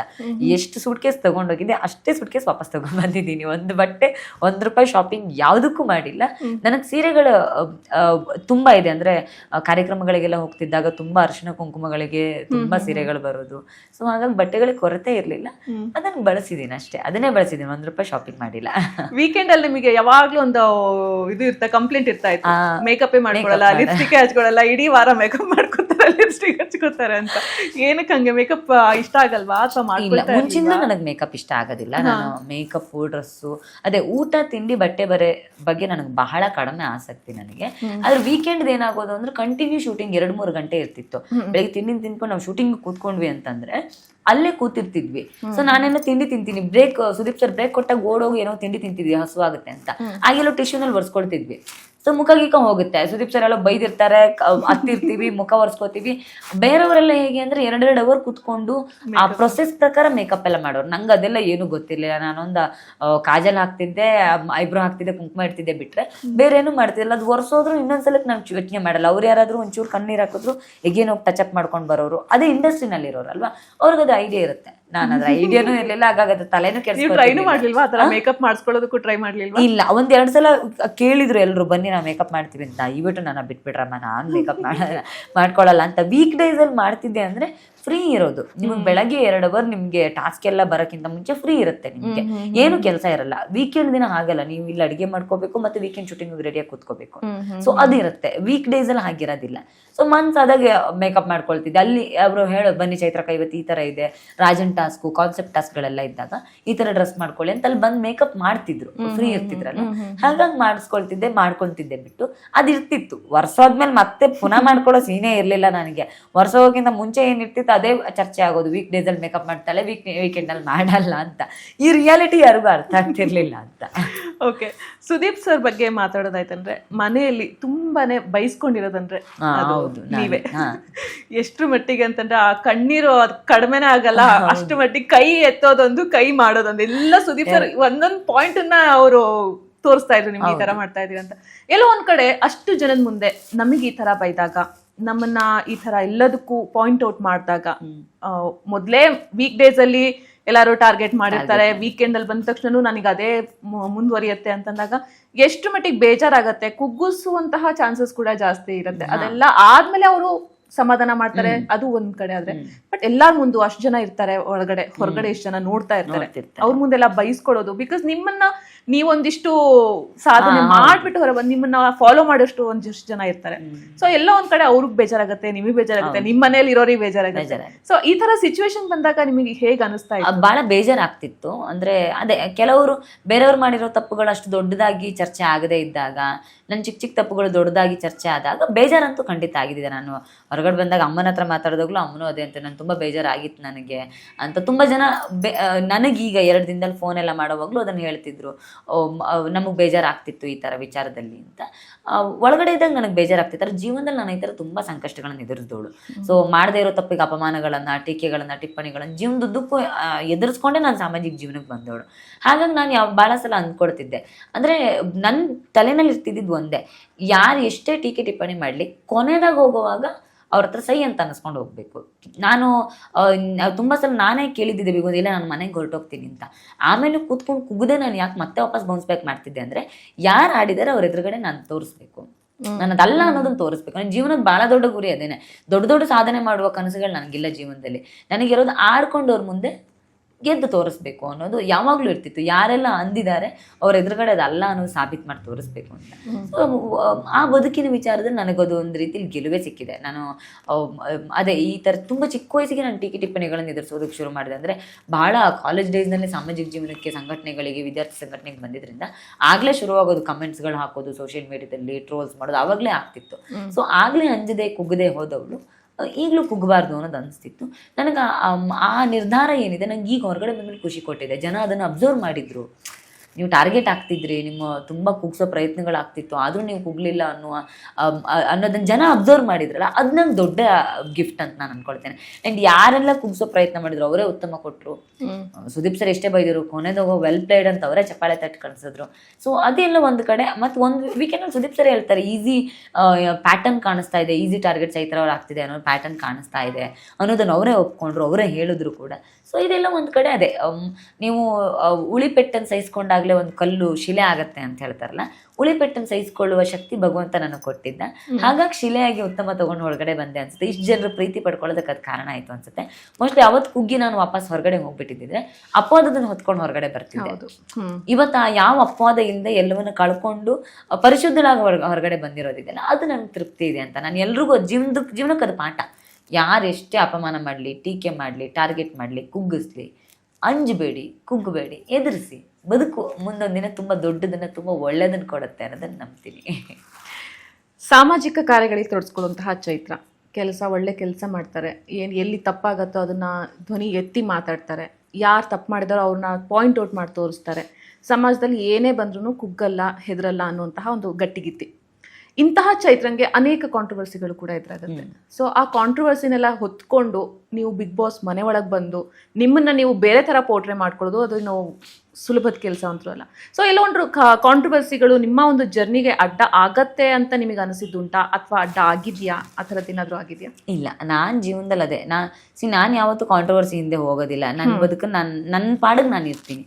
ನಾನು ಸುದ್ದಿಗೆ ಬಂದರೆ ನಾನು ಬಿಡೋದಿಲ್ಲ ಅನ್ನೋ ಥರ ಕೆಟಗರಿ ಹುಡುಗಿ ನಾನು ಸುದ್ದಿಗೆ ಬರಬೇಡ್ರಪ್ಪ ಅಂತ. ಆದರೆ ಅದೇ ಸುದೀಪ್ ಸರ್ ಲಾಂಚ್ ಡೇನಲ್ಲಿ ಕೇಳಿದ್ರು ಯಾಕೆ ನಿಮ್ಮ ಸುತ್ತಾನೆ ಕಾಂಟ್ರವರ್ಸಿ ಸುತ್ಕೊಳ್ಳುತ್ತೆ ಅಂತ. ಸೊ ನಾನು ಬೇಡ ಅಂದ್ರೆ ಕಾಂಟ್ರವರ್ಸಿಗಳು ನನ್ನನ್ನು ಹುಡ್ಕೊಂಡ್ಬರುತ್ತೆ, ನಾನೇನು ಮಾಡೋಕ್ಕಾಗಲ್ಲ ಅಂತ. ನಾನು ಯಾವತ್ತೂ ಅದಕ್ಕೆ ಅಂಜಿಲ್ಲ. ಯಾಕೆಂದರೆ ನೋಡಿ, ಕಾಂಟ್ರವರ್ಸಿ ಯಾರ ಬಗ್ಗೆ ಮಾಡ್ತಾರೆ? ವಿರೋಧಿಗಳೇ ಮಾಡಬೇಕು ಕಾಂಟ್ರವರ್ಸಿಗಳನ್ನು. ವಿರೋಧಿಗಳು ಯಾಕೆ ಮಾಡ್ತಾರೆ? ನಿಮ್ಮ ಬೆಳವಣಿಗೆಯನ್ನು ನೋಡಿ ಸಹಿಸಕ್ಕಾಗದೇನೆ ಕಾಂಟ್ರವರ್ಸಿ ಮಾಡ್ತಾರೆ. ಸೊ ಹಾಗೆ ಮಾಡ್ತಾರೆ ಅಂತಂದಾಗ ನಾವು ಮಾರ್ಕೆಟಲ್ಲಿ ಇದ್ದೀವಿ ಅಂತ ಅರ್ಥ. ಸೊ ನಮ್ಮ ಬೆಳವಣಿಗೆಯನ್ನು ನೋಡಿ ಉರ್ಕೊಳ್ಳೋರು ತುಂಬ ಜನ ಇದ್ದಾರೆ ಅಂತ ಅರ್ಥ. ಸೊ ಅಂಥವ್ರು ಕಾಂಟ್ರವರ್ಸಿ ಮಾಡ್ತಾರೆ ಅಂದರೆ ನಿಮ್ಮ ಶಕ್ತಿ ಮೀರಿ ಶಕ್ತಿಯನ್ನು ಹೊರಗೆ ಹಚ್ಚುವ ಪ್ರಯತ್ನ ಈ ಕಾಂಟ್ರವರ್ಸಿಗಳು. ಇದು ಬಂದಾಗ ನೀವು ಅದನ್ನು ಹೇಗೆ ಸ್ವೀಕಾರ ಮಾಡ್ತೀರಿ, ಇದನ್ನು ಗೆದ್ದು ಹೇಗೆ ಬರ್ತೀರಿ ಅನ್ನುವ ಏನು ಪರೀಕ್ಷೆಗಳಿದೆ ಅಲ್ಲ, ಅದನ್ನು ನಾನು ಯಾವಾಗಲೂ ಸ್ಟ್ರಾಂಗ್ ಆಗಿ ತೊಗೊಂಡಿದ್ದೀನಿ. ಜೀವನದಲ್ಲಿರ್ಬೋದು, ಬಿಗ್ ಬಾಸ್ ಮನೆಯಲ್ಲಿರ್ಬೋದು, ಸ್ಟ್ರಾಂಗ್ ಆಗಿ ತೊಗೊಂಡಿರೋ ಕಾರಣಕ್ಕೇನೆ ಅದೇ ನಿಮ್ಮ ಸಾಮರ್ಥ್ಯ ಇನ್ನಷ್ಟು ಹೆಚ್ಚೋದು ಯಾವಾಗ ಅಂತ ಕೇಳಿದ್ರೆ, ನಿಮ್ಮ ಸಾಮರ್ಥ್ಯಕ್ಕೂ ಮೀರಿರುವ ದೊಡ್ಡ ದೊಡ್ಡ ಕಾಂಟ್ರವರ್ಸಿಗಳು, ಸವಾಲುಗಳು ನಿಮ್ಮ ಜೀವನಕ್ಕೆ ಬಂದಾಗ ನೀವು ಇನ್ನಷ್ಟು ಸಮರ್ಥರಾಗ್ತಾ ಹೋಗ್ತೀರಿ, ಇನ್ನಷ್ಟು ಶಕ್ತಿಶಾಲಿಗಳಾಗ್ತಾ ಹೋಗ್ತೀರಿ. ನಾನು ಯಾವತ್ತೂ ಅದ್ರ ಬಗ್ಗೆ ಯೋಚನೆ ಮಾಡಿಲ್ಲ, ಈ ಕಾಂಟ್ರವರ್ಸಿ ಆಗುತ್ತೆ, ಅದಾಗುತ್ತೆ, ಇದಾಗುತ್ತೆ. ಇಲ್ಲ, ಬಂತ, ಇದು ಬರಬೇಕಾಗಿತ್ತು, ಇದು ನಡಿಬೇಕಾಗಿತ್ತು, ನಡೆದಿದೆ, ಮುಗೀತು. ಆಚೆಗೆ ಇನ್ನೇನು ಮಾಡಬೇಕು ಅದ್ರ ಬಗ್ಗೆ ಯೋಚನೆ ಮಾಡಬೇಕು ಅಂತ. ಈ ಕ್ಷಣಕ್ಕೆ ಏನಾಗಬೇಕು ಅನ್ನೋದನ್ನು ಮಾಡಿ ಮುಗಿಸ್ಬೇಕು, ಮುಂದಿನಕ್ಕೆ ನಡೀತಾ ಇರಬೇಕು ಅನ್ನೋದು ನನ್ನ ಯೋಚನೆ. ಕಾಂಟ್ರವರ್ಸಿ ಅಂತಂದ್ರೆ ಇದು ಕೇವಲ ಒಬ್ಬ ವ್ಯಕ್ತಿ ಮೇಲೆ ಇರೋದಿಲ್ಲ. ಏನಾಗುತ್ತೆ ಅಂದ್ರೆ ಇವಾಗ ನಿಮ್ಮ ಮೇಲೆ ಬಂತು ಅಂದ್ರೆ ನಿಮ್ ಹಿಂದ್ಗಡೆ ನಿಮ್ಮ ಸಂಸಾರ ಇರುತ್ತೆ, ನಿಮ್ಮ ಫ್ಯಾಮಿಲಿ ಇರುತ್ತೆ, ಅವರು 100 ಜನ ಕ್ಯಾನ್ಸರೇಬಲ್ ಆಗಿರ್ತಾರೆ. ಸೊ ಇದು ಎಷ್ಟು ನಿಮ್ಗೆ ತೊಂದರೆ ಕೊಡ್ಲಿಲ್ಲ ಅಂದ್ರೆ ನಿಮ್ ಫ್ಯಾಮಿಲಿಗಳಿಗೆ ತೊಂದರೆ ಕೊಟ್ಟಿರುತ್ತೆ. ಕೆಲವೊಂದಿಷ್ಟು ಜನ ತುಂಬಾ ಮಾತಾಡಿರ್ತಾರೆ ಕೂಡ, ಹರ್ಟ್ ಮಾಡಿರ್ತಾರೆ. ಸೊ ಅದು ಎಷ್ಟು ಎಫೆಕ್ಟ್ ಆಗ್ತಾ ಇತ್ತು ಅಂತ ನಿಮ್ಗೆ? ಅದೇ ಅಂದ್ರೆ ನಾನು ಸಾಮಾಜಿಕ ಜೀವನದಲ್ಲಿ ಇರೋ ತನಕನೂ ಕೂಡ ನನ್ನ ಫ್ಯಾಮಿಲಿ ಸ್ವಲ್ಪ ಎಲ್ಲೂ ಹೊರಗಡೆ ಪರಿಚಯನೇ ಮಾಡಿಸಿರ್ಲಿಲ್ಲ. ನಂಗೆ ಅಕ್ಕ ಇದ್ದಾರೆ, ತಂಗಿ ಇದ್ದಾರೆ, ಇವರು ನಮ್ಮ ಅಪ್ಪ ಎಲ್ಲೂ ನಾನು ಹೇಳ್ಕೊಂಡಿಲ್ಲ. ಆದಷ್ಟು ಅಂದರೆ ಪರಿಚಯ ಮಾಡಿಸೋ ವಿಚಾರದಲ್ಲಿ ಸ್ವಲ್ಪ ದೂರನೇ ಇಡ್ತಿದೆ, ಯಾವತ್ತೂ ಅವ್ರಿಗೆ ತೊಂದರೆ ಆಗಬಾರ್ದು ಅಂತ. ಮತ್ತು ನನ್ನ ಸಾಮಾಜಿಕ ಜೀವನ ಚಟುವಟಿಕೆಗಳನ್ನು ಯಾವತ್ತೂ ನಾನು ಮನೆ ತನಕ ತೊಗೊಂಡು ಹೋಗಿದ್ದೇ ಇಲ್ಲ. ಏನೇ ಇದ್ರೂ ಅದನ್ನು ಅಲ್ಲಲ್ಲೇ ಸಾಲ್ವ್ ಮಾಡಿಕೊಂಡೇ ಮನೆಗೆ ಬರ್ತಾ ಇದ್ದೆ. ಸೊ ಹಾಗಾಗಿ ಆ ವಿಚಾರದಲ್ಲಿ ಒಂದು ಸ್ವಲ್ಪ ಎಚ್ಚರಿಕೆ ವಹಿಸ್ತಾ ಇದ್ದೆ. ಬಿಗ್ ಬಾಸ್ಗೆ ಬಂದಮೇಲೆ ಗೊತ್ತಾಗಿದ್ದು, ನಮ್ಮಮ್ಮ, ನನ್ನ ತಂಗಿ ಎಲ್ಲರ ಪರಿಚಯ ಬಿಗ್ ಬಾಸ್ಗೆ ಬಂದಮೇಲೆ ಗೊತ್ತಾಗಿದ್ದು. ಸೊ ಹಾಗಾಗಿ ಎಲ್ಲ ಒಂದು ಕಡೆ ಇಷ್ಟು ವರ್ಷನೂ ಅದನ್ನು ಎಚ್ಚರಿಕೆಯಿಂದ ನಿಭಾಯಿಸ್ಕೊಂಡು ಬಂದಿದ್ದೇನೆ. ಮುಂದಿಂದೆಲ್ಲ ಭಗವಂತ ಕಾಪಾಡ್ತಾನೆ, ಕಾಯೋನೊಬ್ಬ ಮೇಲಿದ್ದಾನೆ ಅನ್ನೋದ್ರ ಮೇಲೆ ನಂಬ್ಕೊಂಡು ಬದುಕ್ತಾ ಇದ್ದೀನಿ ಅಷ್ಟೇ. ನೀವೀಗ ಹೇಳ್ದಂಗೆನೆ ನಿಮ್ಮ ಫ್ಯಾಮಿಲಿನ ನೀವು ಎಲ್ಲೂ ತೋರಿಸ್ಬರ್ತಿರ್ಲಿಲ್ಲ. ಸೊ ಬಿಗ್ ಬಾಸ್ ಆಫರ್ ಬರುತ್ತೆ, ಆಫರ್ ಬಂದ ತಕ್ಷಣ ನೀವು ಒಳಗಡೆ ಹೋಗ್ಬೇಕು ಹೋಗ್ಬಾರ್ದು ಅನ್ನೋ ಗೊಂದಲದಲ್ಲಿ ಇರ್ತೀರಿ. ಫಸ್ಟ್ ಥಾಟ್ ಅಂತೂ ಬಂದೇ ಬರುತ್ತೆ, ನಾನು ಒಳಗೆ ಹೋದೆ ಅಂದ್ರೆ ನನ್ನ ಫ್ಯಾಮಿಲಿ ಹೊರಗೆ ಬರುತ್ತೆ ಅನ್ನೋದು. ಹೌದು. ಸೊ ಅದನ್ನ ಹೆಂಗ್ ಹ್ಯಾಂಡಲ್ ಇಲ್ಲ ಅಂದ್ರೆ ಅದು ಆ ವಿಚಾರದಲ್ಲಿ ನಮ್ಮ ಅಮ್ಮಂಗೆ ತುಂಬಾ ಇಷ್ಟ ಆಗಿದ್ದು, ಅವ್ರಿಗೆ ತುಂಬಾ ಇಷ್ಟದ ಶೋ ಬಿಗ್ ಬಾಸ್, ಅವ್ರು ತುಂಬಾ ನೋಡ್ತಾರೆ. ಸೊ ಹಾಗಾಗಿ ನನಗೆ ಬಿಗ್ ಬಾಸ್ ಏನ್ ಸಿಕ್ತಿತ್ತು ಅನ್ನೋದು ಕೇಳಿದ್ರೆ ಅಮ್ಮಂಗೆ ಒಂದು ಖುಷಿ ಕೊಡೋ ಅವಕಾಶ ಸಿಕ್ತಿತ್ತು ಅನ್ನೋದನ್ನಷ್ಟೇ ನಾನು ಯೋಚನೆ ಮಾಡ್ಕೊಂಡು ಹೋಗಿದ್ದು.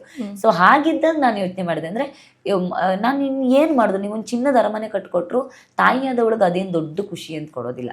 ಮಕ್ಕಳು ಏನೇ ಮಾಡ್ಲಿ ತಾಯಿ ಮಕ್ಕಳ ಯಶಸ್ಸಲ್ಲಿ ಸಿಗುತ್ತೆ ಖುಷಿ ಹೊರತು ಮಕ್ಕಳು ತಗೊಂಬಂದು ಎಷ್ಟೇ ವೈಭೋಗ ಕೊಟ್ಟರು ಎಷ್ಟೇ ಐಶ್ವರ್ಯ ಕೊಟ್ಟರು ತಾಯಿಯಾದವಳಿಗೆ ದೊಡ್ಡದು ಅಂತ ಅನ್ಸೋದಿಲ್ಲ.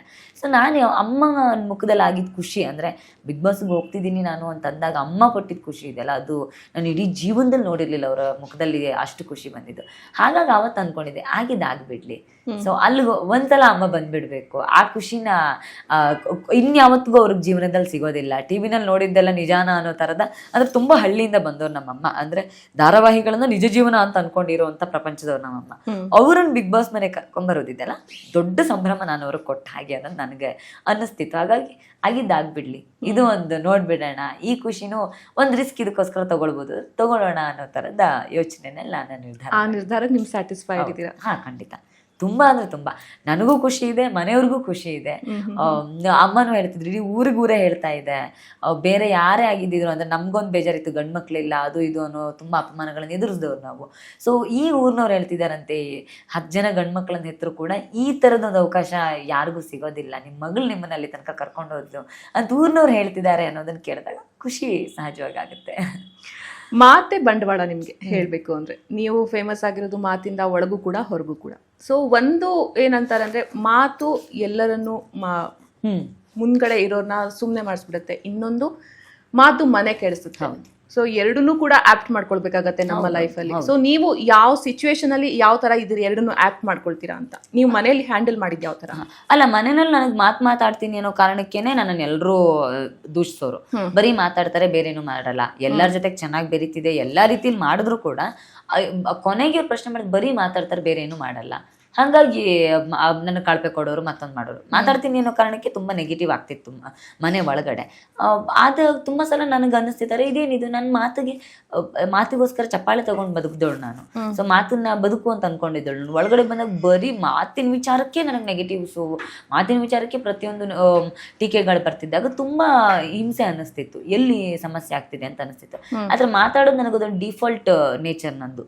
ಯಾವುದೇ ವಿಚಾರದಲ್ಲೂ ನೀನ್ ಹಿಂಗ್ ಮಾತಾಡಂಗ್ ಮಾತಾಡಂತ ಯಾರು ನನ್ಗೆ ಹೇಳೋಕ್ಕಾಗೋದಿಲ್ಲ.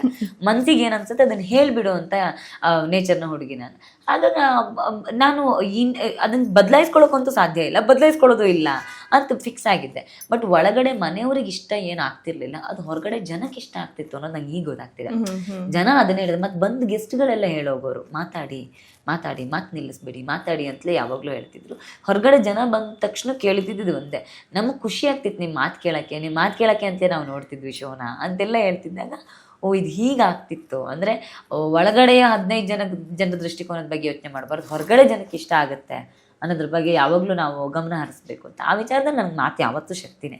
ಅದನ್ನ ಎಷ್ಟು ಜನ ಅದನ್ನ ನಿಮಗೆ ವೀಕ್ನೆಸ್ ಮತ್ತೊಂದು ಮಗದೊಂದು ಅಂತ ಅಲ್ಲಿ ನಾನು ಅದ್ರ ಬಗ್ಗೆ ತಲೆ ಕೆಡಿಸ್ಕೊಳ್ಳಲ್ಲ. ನಾನು ಆಡ್ತಿರೋ ಮಾತಿನ ಬಗ್ಗೆ ನನಗೆ ಗಮನ ಇದೆ, ಹಾಗಾಗಿ ಅದಕ್ಕೆ ನಾನು ಬದ್ಧವಾಗಿರ್ತೀನಿ. ನಾವು ಅದಂತಿದ್ರು ಹೇಳ್ಬೇಕು, ನೀವು ಹೊರಗಡೆ ಬಂದ್ಮೇಲೆ ಮೇಜರ್ ಮಿಸ್ಸಿಂಗ್ ನಮಗೆ ಗೊತ್ತಾಗ್ತಾ ಇದೆ ಮನೆಯಲ್ಲಿ.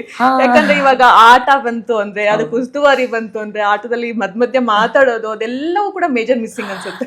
ಎಲ್ಲರೂ ಹೇಳ್ತಾ ಇದ್ದಾರೆ, ಈಗ ತುಂಬಾ ಜನ ಮೆಸೇಜ್ ಆಗ್ತಾ ಇದ್ದಾರೆ, ಈಗ ಮನೆ ತುಂಬಾ ಮೌನ ಆಗಿದೆ ಅಂತ ಅನ್ಸ್ತಾ ಇದೆ, ತುಂಬಾ ಮಿಸ್ ಮಾಡ್ಕೊಳ್ತಿದ್ದೇವೆ ನಿಮ್ಮ ಮಾತನ್ನ. ಕೆಲವರು ಹೇಳಿದಿದೆ, ಒಳಗಡೆ ನೀವಿದ್ದಾಗ ಸ್ವಲ್ಪ ಕಿರಿಕಿರಿ ಅನಿಸ್ತಿತ್ತು ಮಾತು ವಾಯ್ಸ್ ಕೇಳಿ, ಬಟ್ ಈಗ ಅನಿಸ್ತಿದೆ ಮನೆ ತುಂಬಾ ಮೌನ ಆಗಿದೆ, ನೀವು ಮಾತಾಡ್ಬೇಕು, ನೀವು ಬರ್ಬೇಕು ಅಂತ ಈಗ ಅನಿಸ್ತಿದೆ ಅಂತ ತುಂಬಾ ಕೇಳ್ತಾ ಇದ್ದಾರೆ. ನನಗದು ಆಶ್ಚರ್ಯ. ಮತ್ತೆ ಸುದೀಪ್ ಸರ್ ಕೂಡ ಹೋಗುವಾಗ ಹೇಳಿ ಕಳಿಸಿದ್ರು, ಮನೆಯಲ್ಲಿ ನಿಮ್ಮ ಪ್ರೆಸೆನ್ಸ್ ನಾಳೆಯಿಂದ ಗೊತ್ತಾಗುತ್ತೆ ಎಷ್ಟು ಮುಖ್ಯ ಆಗಿತ್ತು ಅನ್ನೋದು, ಗೊತ್ತಾಗುತ್ತೆ ಮನೆಯವ್ರು ನಾಳೆಯಿಂದ ಮಿಸ್ ಮಾಡ್ಕೊಳ್ತಾರೆ ಅಂತ.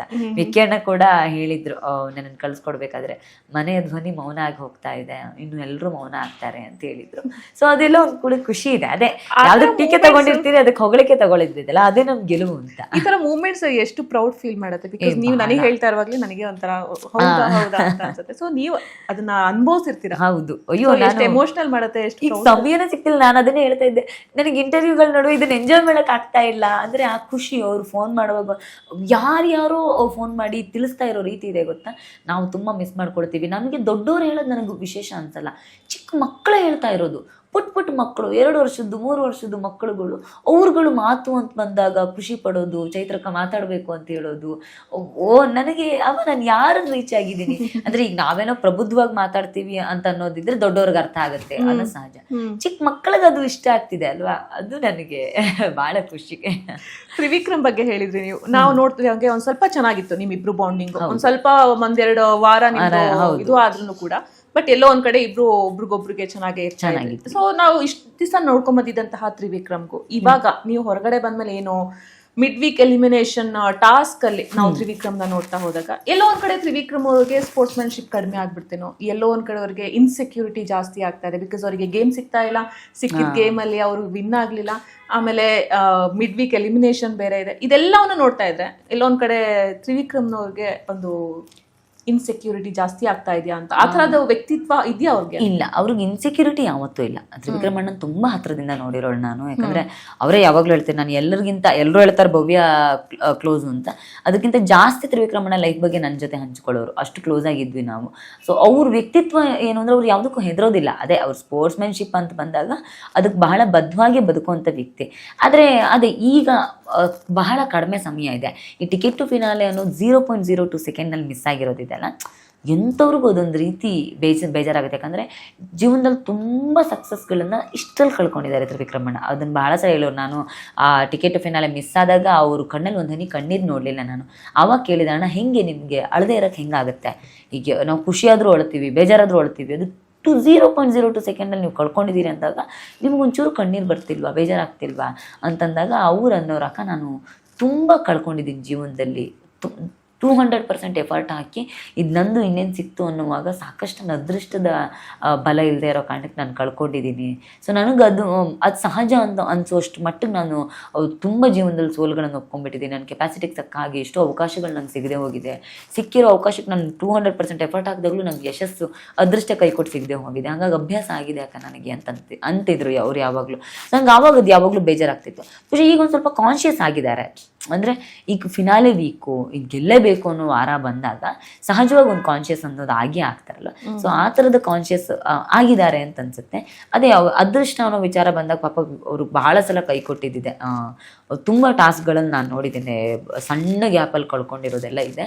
ಸೊ ಅವ್ರಿಗೊಂದು ಸ್ವಲ್ಪ ಆ ಆತಂಕ ಕಾಡ್ಬೋದು, ಇಲ್ಲಿ ಲಕ್ ಒಂಚೂರು ಕೈ ಕೊಟ್ಟು ಏನಾದರೂ ಹೆಚ್ಚು ಕಡಿಮೆ ಆಗುತ್ತೇನೋ ಅನ್ನೋ ಆತಂಕ ಕಾಡ್ಬೋದು. ಬಿಟ್ಟರೆ ಟಾಸ್ಕ್ ಆಡೋ ವಿಚಾರದಲ್ಲಿ ಎಲ್ಲೋ ಗಮನ ಆಗ್ತಾರೆ ಅಂತಿಲ್ಲ. ಮತ್ತು ಈಗ ಅವ್ರು ಟಫ್ ಕಂಟೆಸ್ಟೆಂಟ್ ಅಂತ ಇಡೀ ಮನೆಯಲ್ಲಿ ಎಲ್ಲರಿಗೂ ಗೊತ್ತಿದೆ. ಸೊ ಹಾಗೆ ಗೊತ್ತಿರೋ ಕಾರಣಕ್ಕೆ ಯಾರೋ ಅವ್ರಿಗೆ ಆಟ ಕೊಡಲ್ಲ. ಹೌದು, ಈಗಂತೂ ತ್ರಿವಿಕ್ರಮ್ ಈಗ ಇಡೀ ವಾರ ಟಾಸ್ಕ್ ಅಂತ ಬಂದಾಗ ಟಾಸ್ಕ್ನಲ್ಲಿ ಮಾಸ್ಟರ್ ಮೈಂಡ್ ಅಂತ ಅವ್ರು ಕರೆಸ್ಕೊಂಡಿರೋ ಕಾರಣಕ್ಕೆ ಈಗ ಈ ವಾರ ಜನರ ಮನಸ್ಸಿಂದ ಅವ್ರನ್ನ ಅಳಿಸೋದಕ್ಕೆ ಏನು ಪ್ಲಾನ್ ಮಾಡಬೇಕು ಅಂತ ಮನೆಯವರೆಲ್ಲರೂ ಮಾಡ್ತಾರೆ. ಟಾಸ್ಕ್ ಕೊಟ್ಟು ಅವ್ರು ಚೆನ್ನಾಗಿ ಆಡೋದ್ರ ಜನಕ್ಕೆ ಇನ್ನಷ್ಟು ಇಷ್ಟ ಆಗ್ತಾರೆ. ಸೊ ಹಾಗಾಗಿ ಆಡಬಾರ್ದು ಅನ್ನೋ ಕಾರಣಕ್ಕೂ ಅವ್ರನ್ನ ಟಾಸ್ಕಿಂದ ದೂರ ಇಡೋ ಪರಿಸ್ಥಿತಿ ಬರ್ಬೋದು. ಸೊ ಸಿಕ್ಕಿರೋ ಟಾಸ್ಕಲ್ಲಿ ಅದೇ ಅದೃಷ್ಟ ಕೆಲವು ಸಲ ಕೈ ಕೊಡ್ಬೋದು, ಅದು ಹೇಳೋಕ್ಕಾಗಲ್ಲ. ಹಾಗಾಗಿ ಒಂಚೂರು ಇದಾಗಿರ್ಬೋದು. ಬಟ್ ಇಲ್ಲ, ಡೆಫಿನೆಟ್ಲಿ ಅವ್ರು ಬೌನ್ಸ್ ಬ್ಯಾಕ್ ಆಗ್ತಾರೆ. ಮಿಡ್ ವೀಕಲ್ಲಂತೂ ಖಂಡಿತ ಸೇವ್ ಆಗೇ ಆಗ್ತಾರೆ ಅವರು. ಆ ಹೋಪ್ ನನಗೆ ಖಂಡಿತ ಇದೆ. ಟಾಪ್ 2ನಲ್ಲಿ ಇರ್ತಾರೆ. ಸೊ ಫೈನಲಿಸ್ಟ್ ಆಗ್ಬೇಕು ಅಂತ ನಿಮ್ಗೆ ಆಸೆ? ಆಗ್ಲೇಬೇಕು. ಟಾಪ್ 2ನಲ್ಲಂತೂ ಖಂಡಿತ ಅವ್ರು ಗೆಲ್ಲಬೇಕು ಅಂತ ನಾನು ಪ್ರಾರ್ಥನೆ ಮಾಡ್ತೀನಿ. ಅವ್ರು ಗೆಲ್ಲಬೇಕು ಅನ್ನೋದು ಬಹಳ ನಮ್ಮೆಲ್ಲರ ಹೆಬ್ಬಯಕೆ ಕೂಡ. ಓಕೆ, ಅದೃಷ್ಟ ಅಂತ ನೀವು ತುಂಬಾ ಸಲ ಮಾತಾಡಿದ್ರಿ ಅದೃಷ್ಟದ ಬಗ್ಗೆ. ಎಷ್ಟು ವರ್ಕ್ ಆಗತ್ತೆ ಮನೇಲಿ? ಬಿಕಾಸ್ ಇವಾಗ ನಾವು ಹಂಗ್ ನೋಡ್ತಾ ಹೋದ್ರೆ ಧನ್ರಾಜ್ ಇವಾಗೆಲ್ಲ ಟಾಸ್ಕ್ ಅನ್ನ ಗೆದ್ದು ಇವಾಗ ಅವರು ಸೇವ್ ಆಗಿರೋದು, ಮಿಡ್ ವೀಕ್ ಎಲಿಮಿನೇಷನ್ ಇಂದ ಸೇವ್ ಆಗಿದ್ದಾರೆ. ಸೊ ಎಲ್ಲೋ ಒಂದ್ ಕಡೆ ಅವ್ರಿಗೂ ಅದೃಷ್ಟ ವರ್ಕ್ ಆಯ್ತಾ ಅಂತ ಅದು ತುಂಬಾನೇ ಮ್ಯಾಟರ್ ಆಗತ್ತೆ. ಯಾಕಂದ್ರೆ ತ್ರಿವಿಕ್ರಮು, ಮಂಜಣ್ಣ ಅವ್ರೆಲ್ಲಾರನ್ನು ಸೋಲ್ಸ್ಬಿಟ್ಟು ಇವ್ರು ಬರ್ಬೇಕು ಅಂತಂದ್ರೆ ಎಲ್ಲೋ ಒಂದ್ ಕಡೆ ಅದೃಷ್ಟ ಕೈ ಹಿಡಿಬೇಕು ಅಂತ. ಎಷ್ಟು ಅಲ್ಲಿ ವರ್ಕ್ ಆಗತ್ತೆ ಅದೃಷ್ಟ ಅನ್ನೋದು? ತುಂಬಾ ಅಂತ ಅನ್ಕೊಂತೀನಿ. ಅಂದ್ರೆ ಬಿಗ್ ಬಾಸ್ ಅನ್ನೋದು ವ್ಯಕ್ತಿತ್ವ, ಟಾಸ್ಕು, ಎಂಟರ್ಟೈನ್ಮೆಂಟು ಎಲ್ಲವೂ ಹೌದು. ಅದೆಲ್ಲದ್ರ ಜೊತೆ 20% ವ್ಯಕ್ತಿತ್ವ. ನಾನು ಹಾಗೆ ನೋಡ್ಕೋತೀನಿ. 20% ವ್ಯಕ್ತಿತ್ವ, 20% ಟಾಸ್ಕು, 20% ಎಂಟರ್ಟೈನ್ಮೆಂಟು ಅಂತ ತಗೊಂಡ್ರೆ 20% ಅದೃಷ್ಟವೂ ಬೇಕು. ಯಾಕಂದ್ರೆ ಅದೇ ನೋಡಿ, ಟಿಕೆಟ್ ಟು ಫಿನಾಲೆನಲ್ಲಿ ತ್ರಿವಿಕ್ರಮ್ ಅಣ್ಣಗೆ 0.02 ಸೆಕೆಂಡ್ನಲ್ಲಿ ಮಿಸ್ ಆಯ್ತು. ಯಾಕೆ ಮಿಸ್ ಆಯ್ತು ಅಂತ ಕೇಳಿದ್ರೆ ಹನುಮಂತು 2ನೇ ಕೀ ಸಿಕ್ಬಿಡ್ತು, ಅದೃಷ್ಟವಂತ. ಅದೇನಾದ್ರೂ 9ನೇ ಕೀನ ಸಿಕ್ಬಿಟ್ಟಿದ್ರೆ ಅಲ್ಲಿ ಒಂದು 10-15 ಸೆಕೆಂಡ್ ಡಿಫ್ರೆನ್ಸ್ ಆಗಿರೋದು. ತ್ರಿವಿಕ್ರಮ್ ಅಣ್ಣಗೆ 8ನೇದು 9ನೇದು ಕೀ ಸಿಕ್ಬಿಡ್ತು. ಸೊ ಇಲ್ಲಿ ಅದೃಷ್ಟ ಇದಾಗುತ್ತೆ. ನೋಡಿ, ಈಗ ಅದೃಷ್ಟ ಅಂತ ಬಂದಾಗ ಒಂದು ವೀಕಲ್ಲಿ ಮೋಕ್ಷಿತ ಅವರು ನಾನು ಕ್ಯಾಪ್ಟನ್ಸಿ ಆಡಲ್ಲ ಗೌತಮಿಗೆ ಜೊತೆ ಕೇಳಲ್ಲ ಅಂತ ಹೇಳ್ತಾರೆ. ಸೊ ಆ ಅವಕಾಶ ಅದೃಷ್ಟದ ಇದ್ದಿದ್ದ ಕಾರಣಕ್ಕೆ ಗೌತಮಿ ಅವ್ರಿಗೆ ಸಿಗುತ್ತೆ. ಆ ವೀಕ್ ಅವ್ರು ಕ್ಯಾಪ್ಟನ್ ಆಗ್ತಾರೆ. ಎಲ್ಲೋ ಒಂದು ಇಂಚೆಲ್ಲ 1-2 ಸೆಕೆಂಡ್ 10 ಸೆಕೆಂಡ್ನಲ್ಲಿ ಆಟಗಳನ್ನು ಕಳ್ಕೊಳ್ಳೋದಿದೆ. ಈ ಕೆಲವುದು ಯಾವುದೇನೋ ಒಂದು ಬಾಕ್ಸ್ ಹುಡ್ಕೋ ಅಂತ ಟಾಸ್ಕ್ ಕೊಡ್ತಾರೆ ಅಂತ ಇಟ್ಕೊಳ್ಳಿ. ಸೊ ಅದು ನಮ್ಮ ಕೈಗೆ ನಮ್ಮ ಟೈಮ್ ಸರಿ ಇಲ್ಲ, ಅದು ನಮ್ಮ ಕೈಗೆ ಸಿಕ್ಕಿರೋದಿಲ್ಲ. ಈಗ ಬಲೂನ್ ಹೊಡಿಯೋದ್ರಲ್ಲಿ ನಾಮಿನೇಷನ್ ಪಾಸ್ ಸಿಕ್ತು ಅಂತ ಇಟ್ಕೊಳ್ಳಿ, ಬಲೂನ್ ಹೊಡಿತಾ ಹೋಗ್ತಾರೆ. ಅದೃಷ್ಟ ಚೆನ್ನಾಗಿದ್ರೆ ಅವ್ನು ಹೊಡೆದಿರೋ ಬಲೂನಲ್ಲೇ ನಾಮಿನೇಷನ್ ಪಾಸ್ ಸಿಗ್ಬೋದು. ಈ ತರ ಟಾಸ್ಕ್ಗಳಲ್ಲಿ ನಿಮ್ಮ ಎಫರ್ಟ್ನ ಜೊತೆಗೆ ಅದೃಷ್ಟ ಸಹಾಯ ಯಾವಾಗಲೂ ಬೇಕು. 200% ಈಗ ತುಂಬ ಓಡೋಟ್ ಟಾಸ್ಕ್ ಇದ್ದಾಗಲೂ ಕೂಡ ಒಬ್ಬ ಒಳ್ಳೆ ಸ್ಪೋರ್ಟ್ಸ್ಮನ್ ಇದ್ದು ತುಂಬ ಚೆನ್ನಾಗಿ ಓಡ್ತಾನೆ, ಅವ್ನು ಪರಿಶ್ರಮ ಹಾಕ್ಲೇಬೇಕು. ಶ್ರಮ ಹಾಕದೇ ಇದ್ರೆ ಸಾಧ್ಯ ಇಲ್ಲ. ಅದ್ರ ಜೊತೆಗೆ ಅದೃಷ್ಟ ಸಾಥ್ ಕೊಡಲಿಲ್ಲ ಅಂತಂದರೆ ಸ್ವಲ್ಪ ಅದೇ ಈ ಥರ ಗೆಲುವು ಬಹಳ ಹಿಂದಕ್ಕೆ ಹೋಗ್ಬಿಡುತ್ತೆ, ಕೈ ತಪ್ಪು ಹೋಗ್ಬಿಡುತ್ತೆ ಅಂತ. ಸೊ ನಾನು ಅದನ್ನು ತುಂಬ ನಂಬ್ತೀನಿ. ಈಗ ನನಗೆ ನೋಡಿ, ಆ ವೀಕಲ್ಲಿ ಇದು TTF ಕಂಟೆಂಡರ್ಶಿಪ್ ಇಂದ ನಾನು ಹೊರಗಡೆ ಇಟ್ಟರು. ಆ ವೀಕ್ ನಾನು ಚೆನ್ನಾಗಿ ಆಡಕ್ಕೆ ಶುರು ಮಾಡಿದ್ದೆ. ಯಾರೆಲ್ಲ ಅಂದಿದ್ರು ಫಿಸಿಕಲ್ ಟಾಸ್ಕ್ ಆಡಲ್ಲ ಅಂತ ಯಾರೆಲ್ಲ ಅಂದಿದ್ರು, ಅವ್ರ ಎದುರುಗಡೆ ಫಿಸಿಕಲ್ ಟಾಸ್ಕ್ ಆಡಕ್ಕೆ ಪ್ರಾರಂಭ ಮಾಡಿದ್ದೆ. ಸೊ ಪ್ರಾರಂಭ ಮಾಡಿದೆ, ನನ್ನ ಗ್ರಾಚಾರಕ್ಕೆ ಅವತ್ತು ಆ ಟಾಸ್ಕಲ್ಲಿ ನಾವು ಸೋತ್ವಿ. ಫಸ್ಟ್ ಟಾಸ್ಕಲ್ಲಿ ನಾವು ಗೆದ್ವಿ, ನೀರಿನ ಟಾಸ್ಕಲ್ಲಿ ಗೆದ್ವಿ. ನೆಕ್ಸ್ಟ್ ಬಲೂನ್ ಟಾಸ್ಕಲ್ಲಿ ಅದು ಅದೃಷ್ಟ ಅವ್ರು ಗೆದ್ದಿದ್ದು. ಯಾಕೆಂದ್ರೆ ತ್ರಿವಿಕ್ರಮಣ್ಣ ಮತ್ತು ಹನುಮಂತು ಬಾಕ್ಸ್ ನೀರಿನ ಟ್ಯಾಂಕ್ಗೆ ಆ ಬಲೂನ್ ಬಂದು ಬಿತ್ತು. ಅವರೇ ಶಾಕು, ಇದು ಯಾವಾಗ ಬಿತ್ತು ಅಂತ. ಅದು ಲಕ್ಕಿದ್ದಕ್ಕೆ ಆ ಬಲೂನ್ಗಳು ಎರಡು ಇದು ಬಾಸ್ಕೆಟ್ಗೆ ಬಂದ್ಬಿತ್ತು, ಅದು ನೀರು ಅಲ್ಲಿ ಸಿಕ್ತು. ಆ ನೀರು ಜಾಸ್ತಿ ಇದ್ದಿದ್ರಿಂದ ನಾನು ಆಟದಿಂದ ಹೊರಗಡೆ ಬರ್ಬೇಕಾಗಿ ಬಂತು. ಅವ್ರಿಗೆ ಅದೃಷ್ಟ, ನಂಗೆ ದುರಾದೃಷ್ಟ. ಹಾಗಾಗಿ ನಾನು ಮನೆಯಿಂದ ಹೊರಗಡೆ ಬರುವಾಗ ಆಯ್ತು ಅಂತ. ಸೊ ಅದೃಷ್ಟ ಆಲ್ವೇಸ್ ಮ್ಯಾಟರ್ಸ್.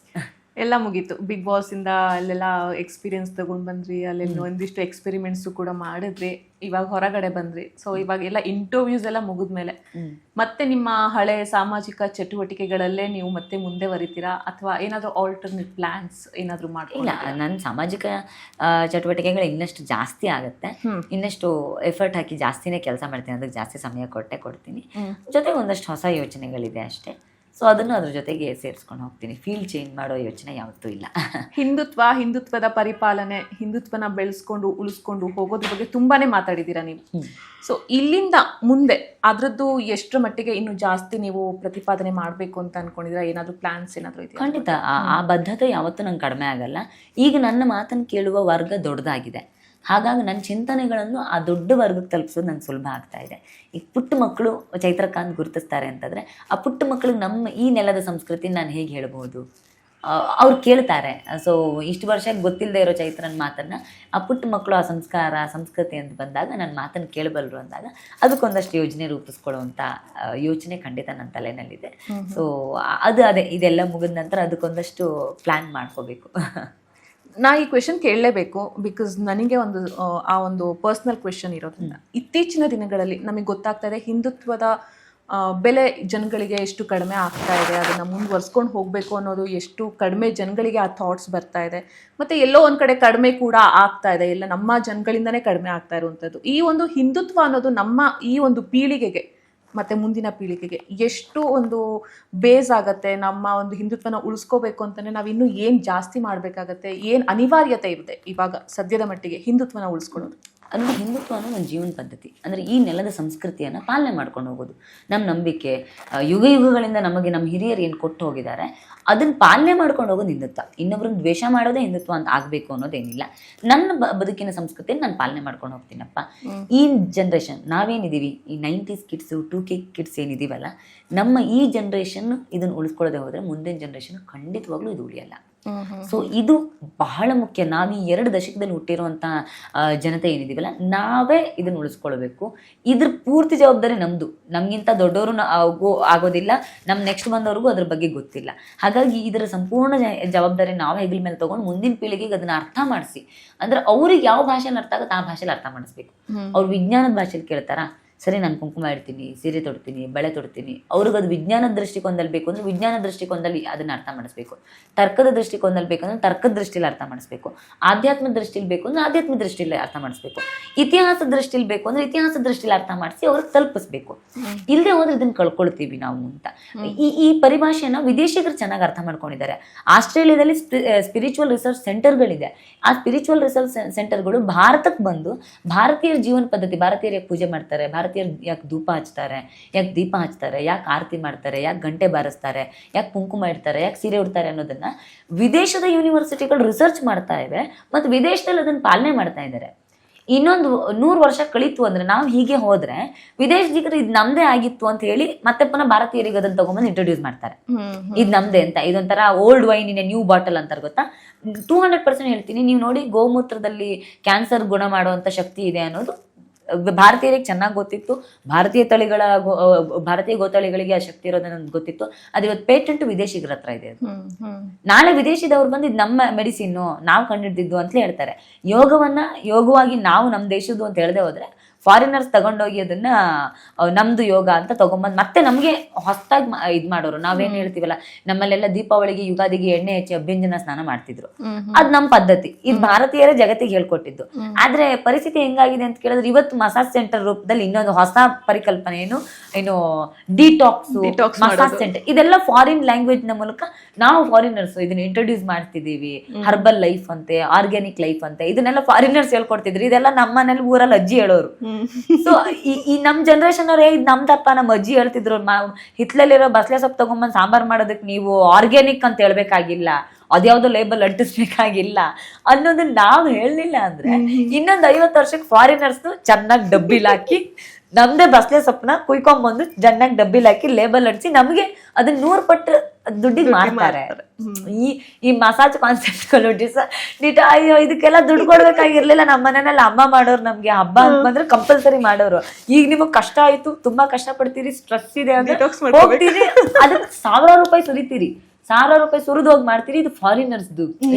ಫಾರಿನ್ ನಲ್ಲೆಲ್ಲ ಇದನ್ನ ಮಾಡ್ತಾರೆ. ನಿಮಗ್ ಗೊತ್ತಾ, ಚೀನಾದಲ್ಲಿ ತುಂಬಾ ಚೆನ್ನಾಗಿ ಮಾಡ್ತಾರೆ, ನೇಪಾಳದಲ್ಲಿ ಚೆನ್ನಾಗಿ ಮಸಾಜ್ ಮಾಡ್ತಾರೆ. ಅಯ್ಯೋ ನಮ್ಮ ಅಜ್ಜಿ ಇಲ್ಲಿ ಎಣ್ಣೆ ಹಾಕಿ ಮಾಡ್ತಿದ್ರು, ಅದಕ್ಕೇನು ವಿಶೇಷ ಇಲ್ಲ ಅಂತ. ಈ ಸಂಸ್ಕೃತಿನ ಈಗ ನಾಳೆ ಕುಂಕುಮ ಇಡೋದು, ಬಳೆ ಹಾಕೋದು ನಾವು ಬಿಟ್ಬಿಟ್ವಿ ಅನ್ಕೊಳ್ಳಿ, ನಮ್ಮ ಮಕ್ಳಿಗೆ ಅದನ್ನ ಹೇಳಿಲ್ಲ ಅಂದ್ರೆ ಅದನ್ನ ಮರ್ತೇ ಬಿಡ್ತಾರೆ. ಫಾರಿನರ್ಸ್ ತಗೊಂಡ್ಬಂದು ನಾಳೆ ಹಾಕ್ತಾರೆ, ಅದಕ್ಕೆ ಬೇರೆ ಏನೋ ಹಾಕಿ, ನೋಡಿ ನಾವು ಗಾಜಲ್ ಬಳೆ ಮಾಡಿದೀವಿ, ಇದನ್ನ ಹಾಕಿದ್ರೆ ಸೈಂಟಿಫಿಕಲಿ ಹೀಗೆಲ್ಲ ಆಗತ್ತೆ, ಇಷ್ಟೆಲ್ಲ ಲಾಭ ಇದೆ ನೋಡಿ, ಕುಂಕುಮ ಇಟ್ರೆ ಸೈಂಟಿಫಿಕಲಿ ಇಷ್ಟೆಲ್ಲ ಲಾಭ ಇದೆ ಅಂತ ನಾಳೆ ಫಾರಿನರ್ಸ್ ತಗೊಂಡ್ಬಂದು 5 ರೂಪಾಯಿ ಕುಂಕುಮ ಡಬ್ಬಿಗೆ 5000 ರೂಪಾಯಿ ಇಟ್ಟು ಮಾರಿ ನಮ್ಮನ್ನೇ ಲೂಟಿ ಮಾಡ್ತಾರೆ. ಬ್ರಿಟಿಷ್ನು ಹಂಗೆ ಮಾಡಿದ್ದು. ಹಂಗಾಗಿ ನಾನು ಹೇಳ್ತಿದ್ದೀನಿ, ಈಗಲೇ ಅಭ್ಯಾಸ ಮಾಡೋಣ, ಈಗ ನಮ್ಮ ಮುಂದಿನ ಜನರೇಷನ್ ತಿಳಿಸೋಣ. ಇಲ್ಲಾಂದ್ರೆ ನಾಳೆ ನಮ್ ಜಬಿಗೆ ಕತ್ರಿ ಬಿಡುತ್ತೆ. ನಮ್ಮ ಅಜ್ಜ, ನಮ್ಮ ಪೂರ್ವಿಕರು ಯಾವ್ದನ್ನ ಉಳಿಸ್ಕೊಂಡಿದ್ರು ಹೋರಾಟ ಮಾಡಿ, ಅದನ್ನ ನಾಳೆ ವಿದೇಶಿಗರು ತಗೊಂಬಂದ್ ನಮಗೆ ಜಾಸ್ತಿ ರೇಟಿಗೆ ಮಾರ್ತಾರೆ, ನಮ್ ಜಬಿಗೆ ಕತ್ರಿ ಹಾಕ್ತಾರೆ. ಎಚ್ಚರಿಕೆ ವಹಿಸೋಣ. ನಮ್ದೇ ಅಲ್ವಾ ಅದು. ಮತ್ತೆ ಅವ್ರೇನ್ ಫಾರಿನ್ ಅಲ್ಲಿ ಪ್ರೊಡಕ್ಷನ್ ಮಾಡಲ್ಲ, ನಮ್ಮೂರಲ್ಲಿರೋ ಹಿತ್ಲಲ್ಲಿರೋ ಅರ್ಶಿನ ಕೊಂಬನ್ ತಗೊಂಡೋಗಿ ಮಾಡಿರ್ತಾರೆ ಕುಂಕುಮಾನ, ತಗೊಂಬಂದ್ ನಮ್ಗೆ 50,000 ಮಾರ್ತಾರೆ ನಾಳೆ. ನೀವು ಹೋಗಿ ಬೇಲೂರು ಹಳೆಬೀಡಲ್ಲಿ ನೋಡಿದ್ರೆ ಈ ಐಲೈನರ್ ಹಾಕೋ ಪದ್ಧತಿಗಳೆಲ್ಲ ಅವಾಗ್ಲೇ ಇತ್ತು, ಇತಿಹಾಸದಲ್ಲೇ ಇತ್ತು. ಪುರಾಣಗಳನ್ನ ತೆಗೆದು ನೋಡಿದ್ರು ಅದರಲ್ಲಿ ಉಲ್ಲೇಖಗಳಿದೆ. ಸೀತೆ ಕಾಡಿಗೆ ಹಾಕ್ತಿದ್ದು, ದ್ರೌಪದಿ ತಯಾರಾಗ್ತಿದ್ದು, ಇದೆಲ್ಲ ಪುರಾಣಗಳಲ್ಲಿ ಉಲ್ಲೇಖ ಇದೆ.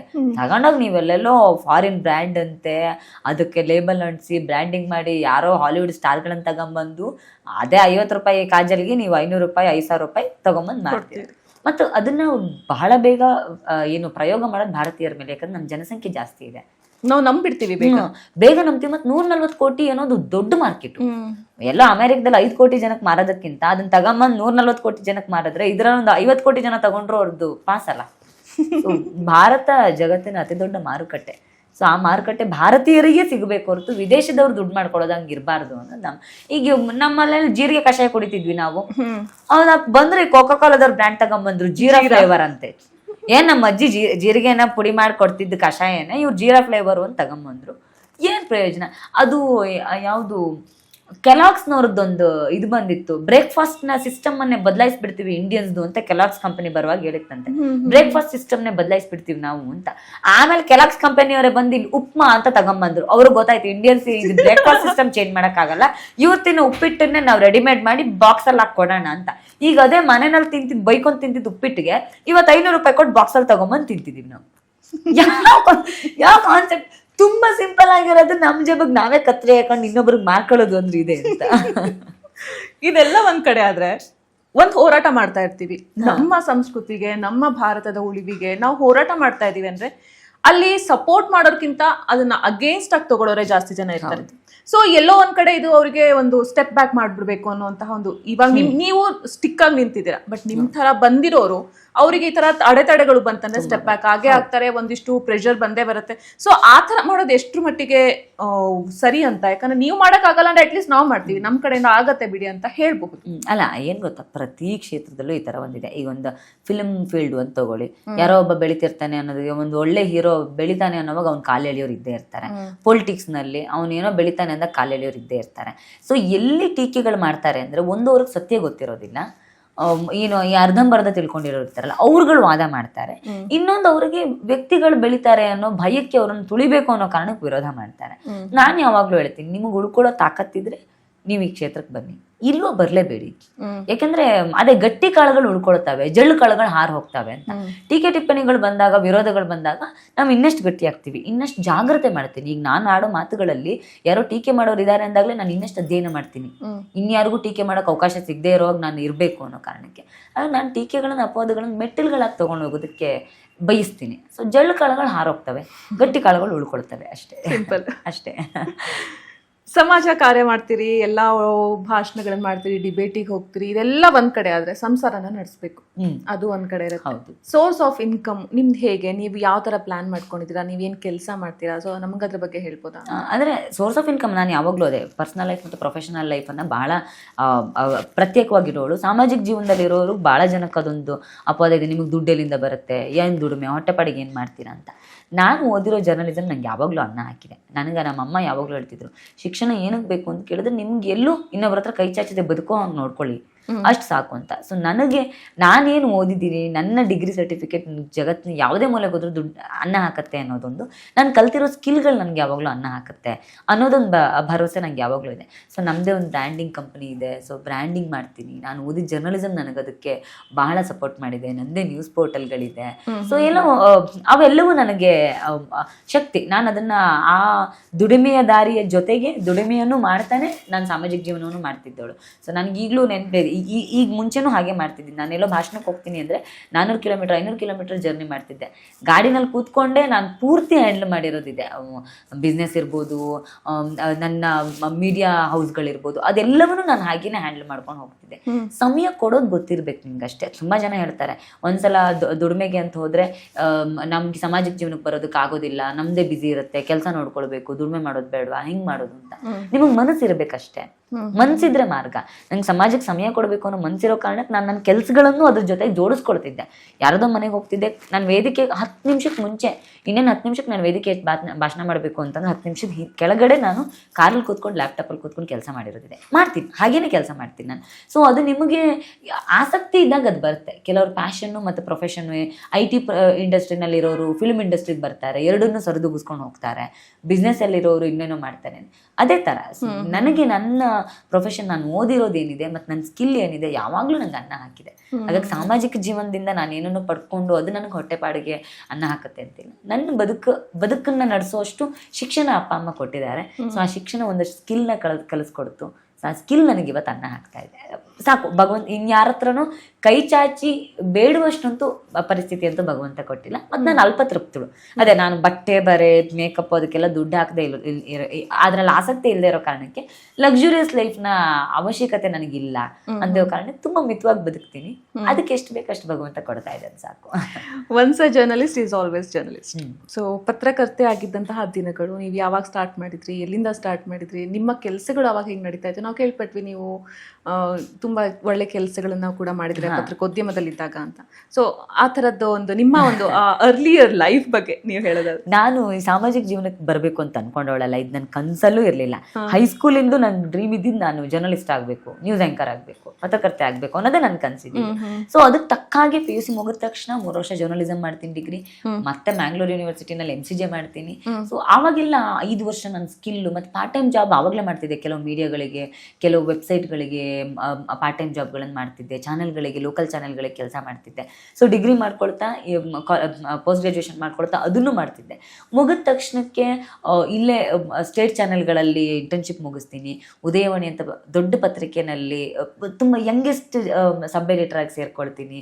ಒಂದು ದೊಡ್ಡ ಪತ್ರಿಕಾ ಸಂಸ್ಥೆ ಅದು, ಎಂಥವ್ರಿಗೂ ಪತ್ರಿಕೋದ್ಯಮವನ್ನು ಹೇಳ್ಕೊಡುವ ಕಾರ್ಖಾನೆ ಅದು.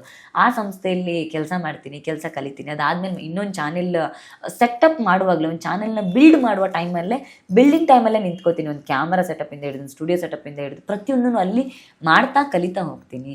ಸೊ ಅದಾದ್ಮೇಲೆ ಸ್ಪಂದನ ಅಂತ ಒಂದು ಚಾನೆಲ್ಗೆ ಸೇರ್ಕೊಳ್ತೀನಿ. ಅಲ್ಲಿ ನ್ಯೂಸ್ ಡೆಸ್ಕ್ ಹೆಡ್ ಆಗಿದ್ದೆ, ನ್ಯೂಸ್ ಆ್ಯಂಕರ್ ಆಗಿ ಕೆಲಸ ಮಾಡ್ತೀನಿ. ಸೊ ಇದೆಲ್ಲ ಒಂದು ಕಡೆ ನನಗೊಂದು ಬೇರೆನೇ ಇದನ್ನು ಕೊಡುತ್ತೆ. ಅದಾದ ನಂತರ ಬೇರೆ ಬೇರೆ ಏನು ವೆಬ್ ಪೋರ್ಟಲ್ಗಳಿಗೂ ನಾನು ಕೆಲಸ ಮಾಡಿದ್ದೆ, ಪಾರ್ಟ್ ಟೈಮಲ್ಲಿ ಕೆಲಸ ಮಾಡಿದ್ದೆ. ಬಟ್ ಅದೇ ಸ್ಪಂದನದಲ್ಲಿ ಮಾಡ್ತಾ ಇರಬೇಕಾದ್ರೆ ಒಂದಷ್ಟು ಘಟನೆಗಳು ನಡೆಯುತ್ತೆ, ಅಲ್ಲಿ ಚಾನೆಲ್ ಕೆಲಸ ಬಿಡ್ತೀನಿ. ಸೊ ಬಿಡಬೇಕಾಗಿ ಬರುತ್ತೆ, ಒಂದು ಇಶ್ಯೂಸನ್ನು ನ್ಯೂಸ್ ಕವರ್ ಮಾಡ್ತೀನಿ, ಅಲ್ಲಿ ಬಿಡಬೇಕಾದ ಸಂದರ್ಭ ಬರುತ್ತೆ. ಸೊ ನೇರವಾಗಿ ಸ್ಟುಡಿಯೋದಿಂದಲೇ ಮೈಕ್ ಬಿಚ್ಚಿಟ್ಟು ಸಾಮಾಜಿಕ ಜೀವನಕ್ಕೆ ಬಂದವಳು ನಾನು ತೊಗೊಂಡಿದ್ದೆ. ಇದೇ ಹಿಂದುತ್ವಕ್ಕೆ ಸಂಬಂಧಪಟ್ಟಿದ್ದ ಒಂದು ಪರೇಶ್ ಮೇಸ್ತಾ ಪ್ರಕರಣದನ್ನು ಸುದ್ದಿ ಮಾಡಿದ್ದೆ ನಾನು. ಆ ಸುದ್ದಿ, ಆ ಇನ್ವೆಸ್ಟಿಗೇಟಿವ್ ರಿಪೋರ್ಟ್ ಮಾಡೋ ಸಂದರ್ಭದಲ್ಲಿ ಒಂದಷ್ಟು ಪ್ರೆಷರ್ ಬರುತ್ತೆ. ಸೊ ಆ ಕಾರ್ಯಕ್ರಮವನ್ನು ನಡುವಲ್ಲೇ ನಿಲ್ಲಿಸ್ಬೇಕಾಗಿ ಬರುತ್ತೆ, ನಡುವಲ್ಲೇ ಸ್ಟುಡಿಯೋದಿಂದ ಎದ್ದು ಬರಬೇಕಾದ ಪರಿಸ್ಥಿತಿ ಬರುತ್ತೆ. ಸೊ ಆ ಪ್ರೆಷರ್ಗೆ ಮೈಕು ಕೊಟ್ಟು ಎತ್ತಿಟ್ಟು ಅವತ್ತು ಹೊರಟು ಬಂದು ಮರುದಿನ ಯಾವ ಸುದ್ದಿ ಇನ್ವೆಸ್ಟಿಗೇಷನ್ ರಿಪೋರ್ಟ್ ಮಾಡಿದ್ದೆ ಅದೇ ಸುದ್ದಿಗೆ ಹೋರಾಟಕ್ಕೆ ನಿಂತ್ಕೋತೀನಿ. ನೆಕ್ಸ್ಟ್ ಡೇ ಕಟ್ ಮಾಡಿದ್ರೆ ನಾನು ಅದೇ ಪರೇಶ್ ಮೇಸ್ತಾ ಹೋರಾಟದ ಪ್ರತಿಭಟನೆಯಲ್ಲಿ ನಾನು ನಿಂತ್ಕೊಳ್ತೀನಿ, ಅದ್ರ ಭಾಷಣ ಮಾಡ್ತೀನಿ. ಭಗವಂತಂಗಿತ್ತು ಅನ್ಸುತ್ತೆ, ಡೆಸ್ಟಿನಿ ಅಂತ ನಾವೇನು ಕರಿತೀವಿ, ಅದನ್ನು ನಾನು ತುಂಬ ನಂಬ್ತೀನಿ. ಸೊ ಭಗವಂತಂಗಿತ್ತು ನಾನು ಸಾಮಾಜಿಕ ಜೀವನಕ್ಕೆ ಬರಬೇಕು ಅಂತ. ಸೊ ನನ್ನ ಆಯ್ಕೆಯ ಪತ್ರಿಕೋದ್ಯಮವನ್ನು ನಾನು ಅನುಭವಿಸ್ಬೇಕು ಅಂತಲೂ ದೇವರಿಗಿತ್ತು ಅನ್ಸುತ್ತೆ. ಅನುಭವಿಸ್ಬಿಡ್ಲಿ, ಅದನ್ನು ಕೊರಗಬೇಡ ಒಳಗೆ ಅಂತ. ಸೊ ಅದನ್ನು ಅನುಭವಿಸಿದೆ. ಅಲ್ಲಿಂದ ಆಚೆಗೆ ಅಲ್ಲಿ ಕಲ್ತಿರೋ ಪಾಠಗಳು ಇಲ್ಲಿಗೂ ಸಹಾಯ ಆಯಿತು. ಇಲ್ಲಿಂದ ಆಚೆಗೆ ಸಮಯವೇ ಸಿಗಲಿಲ್ಲ. ಒಂದ್ಸಲ ಆ ಪರೇಶ್ ಮೇಸ್ತಾ ಹೋರಾಟಕ್ಕೆ ಇಳಿದ ಮೇಲೆ ಮತ್ತು ಸಮಯವೇ ಸಿಗಲಿಲ್ಲ. ಸೊ ಅದಾದಮೇಲೆ ಹಂತ ಹಂತವಾಗಿ ಏಳು ಬೀಳುಗಳನ್ನು ಕಂಡಿದ್ದೀನಿ, ಬಿದ್ದಿದ್ದೀನಿ, ಎದ್ದಿದ್ದೀನಿ, ಮತ್ತೆ ಬೌನ್ಸ್ ಬ್ಯಾಕ್ ಆಗಿದ್ದೀನಿ. ಸೊ ಅದೆಲ್ಲ ಒಂದು ಕಡೆ ಒಂದು ತಿರುಗಿ ನೋಡಿದಾಗ ಎಲ್ಲೋ ಸಪ್ಪೆ ಅಂತ ಅನ್ನಿಸಿಕೊಳ್ಳೋ ಒಂದು ಸ್ಟ್ರೈಟ್ ಲೈನ್ ಇರಲೇ ಇಲ್ಲ ನನ್ನ ಲೈಫಲ್ಲಿ. ತಿರುಗಿ ನೋಡಿದಾಗ ನನ್ನ ಕೆರಿಯರಲ್ಲಿ ಅಪ್ ಸಿಕ್ತು, ಡೌನ್ ಸಿಕ್ತು, ಅಪ್ ಸಿಕ್ತು, ಡೌನ್ ಸಿಕ್ತು. ಖುಷಿ ಕೊಟ್ಟಿದೆ. ನಾನು ಭಗವಂತನ ಹತ್ರ ಅಷ್ಟೇ ಕೇಳ್ತೇನೆ, ಒಂದು ಹ್ಯಾಪಿ, ಒಂದು ಸುಖಾಂತ್ಯವನ್ನು ಕೊಡು ಈ ಜರ್ನಿಗೆ. ಒಂದು 10 ಜನ ಹೆಣ್ಮಕ್ಳು ತಿರುಗಿ ನೋಡಿದಾಗ ಅವಳ ಜೀವನ ಒಂದು ಒಳ್ಳೆ ಅಂಶದಿಂದ ಎಂಡಾಗಿತ್ತು ಅನ್ನೋದು ಒಂದಷ್ಟು ಜನಕ್ಕೆ ಮಾರ್ಗದರ್ಶನ ಆಗೋ ಹಾಗೆ ಜೀವನ ಕೊಡು ದೇವ್ರೆ ಅಂತಷ್ಟೇ ನಾನು ಕೇಳ್ತೀನಿ. ನೀವು ಮಾತಾಡ್ತಿದ್ರೆ ಹಾಗೆ ಕೇಳ್ತಾ ಕೂತ್ಕೋಬೇಕು. ಓಕೆ, ಈಗ ನೀವು ಇಷ್ಟೆಲ್ಲ ಕಷ್ಟಪಟ್ಟು ಬಂದಿರೋದು ಮತ್ತು ನಿಮ್ಮ ಅಪ್ಸ್ ಆ್ಯಂಡ್ ಡೌನ್ಸ್ ಎಲ್ಲ ನೀವು ನೋಡ್ಕೊಂಡು ಬಂದಿರೋದು, ಅದನ್ನು ಹಿಂದ್ಗಡೆ ತಿರುಗಿ ನೋಡಿದಾಗ ಯಾವ ಥರ ನಿಮ್ಮದು ಲೈಫ್ ಬಂತು, ಲೀಡ್ ಆಯಿತು ಅನ್ನೋದನ್ನ ಕೂಡ ನೀವು ಹೇಳಿದ್ರಿ. ಸೊ ಈಗ ಒಂದು ಲೈಫನ್ನು ನೋಡ್ತಾ ಹೋದರೆ ನೀವು ಪಾಸಿಟಿವ್ ಮತ್ತೆ ತಗೋಬೇಕು, ನೆಗೆಟಿವ್ ತಗೋಬೇಕು, ಆಸ್ ನೀವು ಅದನ್ನಂತೂ ತುಂಬ ಯೂಸ್ ಟು ಇಟ್ ಆಗ್ಬಿಟ್ಟಿದೆ. ಜಾಸ್ತಿ ಪಾಸಿಟಿವ್ ಇಂಥ ನೆಗೆಟಿವ್ಸೇ ಜಾಸ್ತಿ ತಗೊಂಡಿರೋಂಥದ್ದು. ಎಷ್ಟು ಗಟ್ಟಿ ಮಾಡುತ್ತೆ ಇದೆಲ್ಲ ನಮ್ಮನ್ನ, ಒಂದು ಹುಡುಗಿನ ಅಂತ ಮೇನ್ ಆಗಿ? ತುಂಬ ಅಂದರೆ ಅದೇ ಹೆಣ್ಮಕ್ಳು ಅಂತ ಬಂದಾಗ ಸ್ವಲ್ಪ ಜಾಸ್ತಿನೇ ಕಷ್ಟ. ಯಾಕಂದರೆ ಕೆಲವು ಪದಗಳು, ಕೆಲವು ನೋಟುಗಳು, ಕೆಲವು ವರ್ತನೆಗಳು ಹೆಣ್ಮಕ್ಳನ್ನ ಬಹಳ ಹಿಂಸೆ ಮಾಡಿಬಿಡುತ್ತೆ. ಸೊ ಆ ಥರದ ಸಂದರ್ಭದಲ್ಲಿ ನಾನು ಅದೇ ಯಾವಾಗ ಚಿಕ್ಕ ವಯಸ್ಸಲ್ಲೇ ಗಂಡ್ಮಕ್ಳು ಇಲ್ಲ ಅನ್ನೋ ಕೊರಗನ್ನ ಅಪ್ಪ ಅಮ್ಮಂಗೆ ನೀಗಿಸ್ಬೇಕು ಅಂತ ನಾನು ಯಾವ ಯೋಚನೆ ಚಿಕ್ಕ ವಯಸ್ಸಲ್ಲೇ ಇಟ್ಕೊಂಡು ಈ ರೀತಿ ರೆಬಲ್ ಆದೆ. ಸೊ ಆ ಯೋಚನೆ ನನ್ನನ್ನು ಯಾವಾಗಲೂ ನೆನಪಿಸ್ತಾ ಇರುತ್ತೆ. ಸೊ ನೀನೀಗ ಹಿಂದೆ ಹೆಜ್ಜೆ ಇಟ್ರೆ, ಈ ವಿರೋಧಗಳಿಗೆ ಹಿಂದೆ ಹೆಜ್ಜೆ ಇಟ್ರೆ, ಅವತ್ತು ನೀನು ಅಂದ್ಕೊಂಡಿದ್ದು ಯಾವ ಅಪ್ಪ ಅಮ್ಮಂಗೆ ಗಂಡು ಮಕ್ಕಳ ಸ್ಥಾನ ತುಂಬಬೇಕು ಅನ್ನೋ ಯೋಚನೆ ಮಾಡಿದ್ದೆ, ಅದಕ್ಕೆ ನೀನು ಮೋಸ ಮಾಡಿದಾಗ ಆಗುತ್ತೆ ಅನ್ನೋದು ಯಾವಾಗಲೂ ನನಗೆ ನೆನಪಿಸ್ತಾ ಇರ್ತಾನೆ. ಆಗ ಮತ್ತೆ ಗಟ್ಟಿ ಆಗ್ತಾ ಹೋಗ್ತೀನಿ ನಾನು. ನೀವೇ ಯೋಚನೆ ಮಾಡಿ, ಅದೇ ಮೂರ್ತಿ ಆಗುವ ಪರಿಕಲ್ಪನೆ ಇದೆಯಲ್ಲ, ತುಂಬ ಉಳಿಪೆಟ್ಟುಗಳು ಬಿಡಬೇಕು. ಅದರಲ್ಲಿ ದೇವಿ ತಗೊಳ್ಳೋ ಉಳಿಪೆಟ್ಟು ಜಾಸ್ತಿ. ಯಾಕೆಂದರೆ ದೇವಿಯ ಮೂರ್ತಿ ಆಗಬೇಕು ಅಂದರೆ ತುಂಬ ಅಲಂಕಾರಗಳು ಬೇಕು. ನೀವು ಶಿವಲಿಂಗಕ್ಕೆ ನಿಮಗೆ ತುಂಬ ಉಳಿಪೆಟ್ಟುಗಳು ಬೇಕಾಗಿಲ್ಲ. ಶಿವಲಿಂಗವನ್ನು ಒಂದು ಲಿಂಗ ಮಾಡೋದಕ್ಕೆ ಈ ಜಾಸ್ತಿ ಉಳಿಪೆಟ್ಟಿನ ಅವಶ್ಯಕತೆ ಇಲ್ಲ. ಅದರೊಬ್ಬ ದುರ್ಗೆಯನ್ನು ನೀವು ಮೂರ್ತಿ ಮಾಡಬೇಕು ಅಂದರೆ, ಕಲ್ಲಿನ ದುರ್ಗೆಯ ಮೂರ್ತಿ ಕೆತ್ತಬೇಕು ಅಂತಂದರೆ ತುಂಬ ಉಳಿಪೆಟ್ಟು ಬೇಕು, ತುಂಬ ಸೂಕ್ಷ್ಮ ಬೇಕು. ಅವಳು ಕತ್ತಲ್ಲಿರುವಂತಹ ಆಭರಣಗಳ ಅಲಂಕಾರ ಮಾಡಬೇಕು ಅಂದರೆ ತುಂಬ ಉಳಿಪೆಟ್ಟುಗಳು, ತುಂಬ ಸೂಕ್ಷ್ಮ ಕೆಲಸಗಳು ಬೇಕು. ತುಂಬ ಉಳಿಪೆಟ್ಟುಗಳನ್ನು ಹೆಣ್ಮಕ್ಳು ನಿಲ್ಲಬೇಕು ಅಂದರೆ ಖಂಡಿತವಾಗ್ಲೂ ಸಹಿಸ್ಕೊಳ್ಬೇಕು, ಆಗಬೇಕು. ಪೂಜೆ ಮಾಡಿಸ್ಕೊಳ್ಬೇಕು ಅಂತಂದರೆ, ಪ್ರತಿಷ್ಠಾಪನೆ ಮಾಡಿಸ್ಕೊಳ್ಬೇಕು ಅಂದರೆ ಉಳಿಪೆಟ್ಟು ತಿನ್ನೋಣ ಅಷ್ಟೇ. ಓಕೆ, ದೇವ್ರನ್ನ ನಂಬ್ದವ್ರು ನೀವು. ನಮ್ಗೆ ಬಿಗ್ ಬಾಸ್ ಅಲ್ಲೂ ಕೂಡ ಅದು ಗೊತ್ತಾಗಿದೆ, ಎಷ್ಟು ದೇವ್ರನ್ನ ನಂಬಿದ್ದೀರ. ಪ್ರತಿಯೊಂದಕ್ಕೂ ಪಾಪ ರಜತ್ ಅಂತೂ ಸೊ ಈಗ ದೇವ್ರ ವಿಷಯಕ್ಕೆ ಬಂದ್ವಿ ಅಂತಂದ್ರೆ, ನಾವೊಂದು ನೋಡಿದ್ವಿ, ನಿಮ್ದು ಟಾಸ್ಕ್ ಬರುತ್ತೆ, ನೀವು ಹೊರಗಡೆ ಹೋಗುವಾಗ ನಿಮ್ಗೆ ಮತ್ತೆ ಧನರಾಜಿಗೆ ಒಂದು ಟಾಸ್ಕ್ ಬರುತ್ತೆ, ಅದು ಇದನ್ ಕಾರ್ಡನ್ನ ನೀವು ಹುಡುಕ್ಬೇಕು ಅಂತ. ಓಕೆನಾ? ಸೊ ಆ ಟೈಮಲ್ಲಿ ಧನರಾಜ್ ಕೇಳ್ಕೊಳ್ಳೋದು ಕೊರ್ಗಜ್ಜ ಅಂತ ಕೇಳ್ಕೊಳ್ತಾರೆ. ಇದೊಂದೇ ಅವ್ರು ಕೇಳ್ಕೊಂಡಿರೋದು, ಬಟ್ ಅದು ಸೋಷಿಯಲ್ ಮೀಡಿಯಾದಲ್ಲಿ ಆಗಿರೋದು. ಕೊರಗಜ್ಜ ಧನರಾಜನ್ ಉಳಿಸ್ಬಿಟ್ರು, ಕೊರಗಜ್ಜ ಧನರಾಜನ್ ಕೈ ಹಿಡಿದ್ರು, ದೈವ ಕೈ ಹಿಡಿತು ಅಂತ. ಸೊ ಇದು ಎಷ್ಟು ಮಟ್ಟಿಗೆ ಸರಿ ಅನ್ಸತ್ತೆ ನಿಮ್ಗೆ? ನಾನು ಕೊರಗಜನ್ ತುಂಬಾ ನಂಬ್ತೀನಿ. ಈಗ ನನ್ನ ಉಂಗುರ ಕಳೆದೋದಾಗ ನಾನು ಕೊರಗಜನ್ಗೆ ಹರಕೆ ಇಟ್ಟಿದ್ದು, ನನ್ನ ಉಂಗುರ ಸಿಕ್ಕಿದ್ದು. ದೈವ ಭಕ್ತಿಯನ್ನು ನಾವು ಯಾವಾಗಲೂ ನಂಬ್ತೀವಿ. ಸೊ ಆ ಪ್ರಾರ್ಥನೆಗಳು ಯಾವಾಗಲೂ ಫಲ ಕೊಡುತ್ತೆ ಅಂತ. ಸೊ ದೈವಗಳು ಅದೇ ನಮ್ಮ ಮನೆ ದೈವಗಳು ಏನಿರ್ತವೆ ಕರಾವಳಿ ಭಾಗದಲ್ಲಿ ನಾವು ನಂಬೋ ದೈವಗಳು ಯಾವತ್ತೂ ನಮ್ಮ ಕೈ ಬಿಟ್ಟಿರೋದಿಲ್ಲ. ಆ ವಿಚಾರದಲ್ಲಿ ನನಗೆ ಯಾವ ಗೊಂದಲಗಳು ಇಲ್ಲ. ಮತ್ತೆ ಎಲ್ಲಕ್ಕಿಂತ ಹೆಚ್ಚಾಗಿ ನಾನು ಭಗವಂತ ಬರೆಯುವ ಅನ್ನದ ಋಣವನ್ನು ತುಂಬಾ ನಂಬ್ತೀನಿ. ಸೊ ನಿಮ್ಗೆ ಆ ಮನೆಯ ಅನ್ನದ ಋಣ ಮುಗ್ದಿದ್ರೆ ಖಂಡಿತವಾಗ್ಲೂ ಅದನ್ನ ಯಾರು ತಪ್ಪಿಸೋದಕ್ಕೆ ಸಾಧ್ಯ ಇಲ್ಲ. ಎಲ್ಲರಿಗೂ ಮುಗಿಬೇಕು. ಒಂದಷ್ಟು ಜನರಿಗೆ ಒಂದು ವಾರ ಮುಂಚೆ ಮುಗಿಯುತ್ತೆ, ಇನ್ನೊಂದಷ್ಟು ಜನ ಒಂದು ವಾರ ಲೇಟಾಗಿ ಮುಗಿಯುತ್ತೆ ಅನ್ನೋದು ಬಿಟ್ಟರೆ ಬೇರೆ ಏನೂ ಇಲ್ಲ. ಅದನ್ನು ದೈವ ಕೂಡ ಒಪ್ಕೊಳುತ್ತೆ ಅನ್ನೋದನ್ನ ನಾನು ನಂಬ್ತೀನಿ. ಹಾಗಾಗಿ ಅದು ಬಾಟಮ್ ಟೂಗ್ ಬರ್ತೀವಿ ಅಂತ ನನಗಾಗ್ಲಿ ಧನರಾಜಣ್ಣಂಗಾಗ್ಲಿ ಗೊತ್ತಿರ್ಲಿಲ್ಲ ಅಲ್ವಾ. ಸೊ ಇಟ್ಟಿರುವ ಪತ್ರ 1 ಗಂಟೆ ಮುಂಚೆ 2 ಗಂಟೆ ಮುಂಚೆನೇ ಅವ್ರು ಯಾರೋ ಇಟ್ಟಿರ್ತಾರೆ. ಸೊ ಅದನ್ನಂತೂ ಬದಲಾಯಿಸೋದಕ್ಕೆ ಸಾಧ್ಯ ಆಗೋದಿಲ್ಲ, ಇಟ್ಟಿರೋರ್ಗಂತೂ ಖಂಡಿತ ಗೊತ್ತಿರುತ್ತೆ. ಸೊ ದೈವ ಯಾವಾಗಲೂ ಕಾದಿದೆ ನೋಡಿ. 105 ದಿನ ನನ್ನಂತವಳಲ್ಲಿ ಉಳ್ಕೊಳ್ಬೇಕು ಅಂತಂದ್ರೆ ಅದಕ್ಕೂ ದೈವದ ಬಲವೇ ಕಾರಣ ಅಂತ. ನಾನು ಅದನ್ನ ಅಳಿಯೋದಿಲ್ಲ. ಅವ್ರವ್ರ ದೈವ ಭಕ್ತಿಗಳನ್ನ ನಾನು ಅವ್ರು ಗೆಲುವು ಸಿಕ್ತು ಅನ್ನೋ ಕಾರಣಕ್ಕೆ ಅಳಿಯೋದಿಲ್ಲ. ನನಗೂ ದೈವನೇ ಸಹಾಯ ಮಾಡಿದ ಕಾರಣಕ್ಕೆ ನಾನು ಹೊರಗಡೆ ಬಂದಿದ್ದು, ಒಳ್ಳೆ ಟೈಮಲ್ಲಿ ಹೊರಗಡೆ ಬಂದೆ ಅಂತ ನಂಗೆ ಅನ್ಸುತ್ತೆ. ನನಗಂತೂ ಇದು ಒಂದು ಪರ್ಫೆಕ್ಟ್ ಟೈಮ್ ನಾನು ಹೊರಗಡೆ ಬಂದಿದ್ದು, ಅದು ಸಹಜವಾಗಿ ಅನ್ಸಿದೆ. ಹಾಗಾಗಿ ಅದು ದೈವ ಕೃಪೆನೇ ಆಗಿರ್ಬೋದು. ಉತ್ತಮ ತಗೊಂಡಿದ್ಯಾ, ಇನ್ನು ಮನೆಯವ್ರು ಪುನಃ ಟಾರ್ಗೆಟ್ ಮಾಡದೇ ಇರೋ ಹಾಗಾಗ್ಲಿ ನೀವು ಉತ್ತಮ ತಗೊಂಡು ಒಳ್ಳೆ ಹೆಸರು ತಗೊಂಡು ಜನರ ಮನಸ್ಸಲ್ಲಿ ಇನ್ನೂ ಇಷ್ಟು ದಿನ ಚೈತ್ರ ಇರಬೇಕಾಗಿತ್ತು ಅಂತ ಅನ್ಸೋ ಟೈಮಲ್ಲೇ ಹೊರಗಡೆ ಬರೋದು ನಿನಗೆ ಸೂಕ್ತ ಅಂತ ದೇವರು ನಿರ್ಧಾರ ಮಾಡಿದ್ದ ಅನ್ಸುತ್ತೆ. ಹಾಗಾಗಿ ಹೊರಗಡೆ ಕರ್ಕೊಂಡ್ಬಂದ. ಸೊ ಎರಡು ಭಗವಂತನ ಆಟ ಅಂತಲೇ ನಾನು ನಂಬ್ತೀನಿ. ಇನ್ನೊಂದು ಮನೆಯೊಳಗೆ ನೀವು ಹೇಳಿದ್ದೇನೆ ನಾನು ಕೇಳಬೇಕು ಅಂತಂದ್ರೆ ಬರುತ್ತೆ, ಈ ತರ ಫ್ಲರ್ಟ್ ಮಾಡೋ ವಿಷಯನೇ ಬರುತ್ತೆ. ಅವಾಗ ನೀವು ಹೇಳ್ತೀನಿ ನನ್ನ ಹತ್ರ ಯಾರು ಫ್ಲರ್ಟ್ ಮಾಡಕ್ ಬಂದ್ರೆ ನಾನು ಏನ್ ಮಾಡ್ತೀನಿ ನನಗೆ ಗೊತ್ತಿಲ್ಲ, ಯಾಕಂದ್ರೆ ನಾನು ಮದ್ವೆ ಫಿಕ್ಸ್ ಮಾಡ್ಕೊಂಡೆ ಒಳಗ್ ಬಂದಿರೋದು ಅಂತ. ಸೊ ಇವಾಗ ನಮಗೆ ಗೊತ್ತಾಗ್ಬೇಕು. ಆಮೇಲೆ ಉಂಗುರ ಕಳೆದಕ್ಕೂ ನೀವು ಸಿಕ್ಕಾಪಟ್ಟೆ ಟೆನ್ಷನ್ ಆದ್ರಿ, ಹುಡುಕುದ್ರಿ, ಅದು ಸಿಗೋವರೆಗೂ ನಿಮ್ಮನ್ನ ಒಂದ್ ಕಡೆ ನಿಂತಿರ್ಲಿಲ್ಲ. ಸೊ ಇದೆಲ್ಲ ನೋಡ್ತಾ ಹೋದ್ರೆ ಈ ಹುಡುಗ ಯಾರು, ಆ ಹುಡುಗ ಕೊಟ್ಟಿದ ಎಂಗೇಜ್ಮೆಂಟ್ ರಿಂಗ್ ಏನ, ಇಲ್ಲ ಹುಡುಗ ಏನ್ ಮಾಡೋದು? ಎಂಗೇಜ್ಮೆಂಟ್ ರಿಂಗ್ ಖಂಡಿತವಾಗ್ಲೂ ಅಲ್ಲ. ಆ ಥರ ಮದುವೆ ಫಿಕ್ಸ್ ಆಗಿದೆ ಅನ್ನೋದು ಆ ಥರ ಹೇಳಿದ್ದಲ್ಲ ನಾನು. ಅವರು ಅದೇ ಆ ಥರದ ವಾತಾವರಣಕ್ಕೆ ನಾನು ಹೋಗೋದು ಬೇಡ, ಆ ಥರದ ದೃಷ್ಟಿಕೋನ ಯಾರಲ್ಲೂ ಬರದೇ ಇರಲಿ ಅನ್ನೋ ಕಾರಣಕ್ಕೆ ಹೇಳಿದ್ದಷ್ಟೇ. ಮದುವೆ ಆಗುತ್ತೆ, ಆದಷ್ಟು ಬೇಗ ಆಗುತ್ತೆ. ಅಪ್ಪ ಅಮ್ಮ ಯಾರ ಜೊತೆ ಮದುವೆ ಮಾಡಿಸ್ತಾರೆ ಅವ್ರಿಗೆ ಕುತ್ತಿಗೆ ಕೊಡ್ತೇನೆ, ಅದರಲ್ಲಿ ಯಾವುದೇ ಅನುಮಾನ ಇಲ್ಲ. ಆ ನಿರ್ಧಾರ ಅಮ್ಮಂದು. ಅಮ್ಮ ಯಾವ ದಿನ ಮದುವೆ ದಿನ ಇಡೋಣ ಅಂತ ಹೇಳ್ತಾರೆ ಆ ದಿನ ತಯಾರಾಗಿ ಕೂತ್ಕೊಳ್ಳೋದಷ್ಟೇ ನನ್ನ ಕೆಲಸ. ಅದು ನಮ್ಗೆಲ್ಲ ಒಂದ್ ಕಡೆ ಡೌಟ್ ಇದೆ, ನೀವು ಉಂಗುರ ಹುಡುಕಿದ್ ನೋಡಿ. ಇಲ್ಲ, ಅದು ಗಿಫ್ಟ್ ಉಂಗುರ ಮತ್ತೆ ಚಿನ್ನದ ಉಂಗುರ ಅಲ್ವಾ, ಚಿನ್ನದ ರೇಟ್ ಸಿಕ್ಕಾಪಟ್ಟೆ ಜಾಸ್ತಿ ಆಗಿದೆ ಈಗ.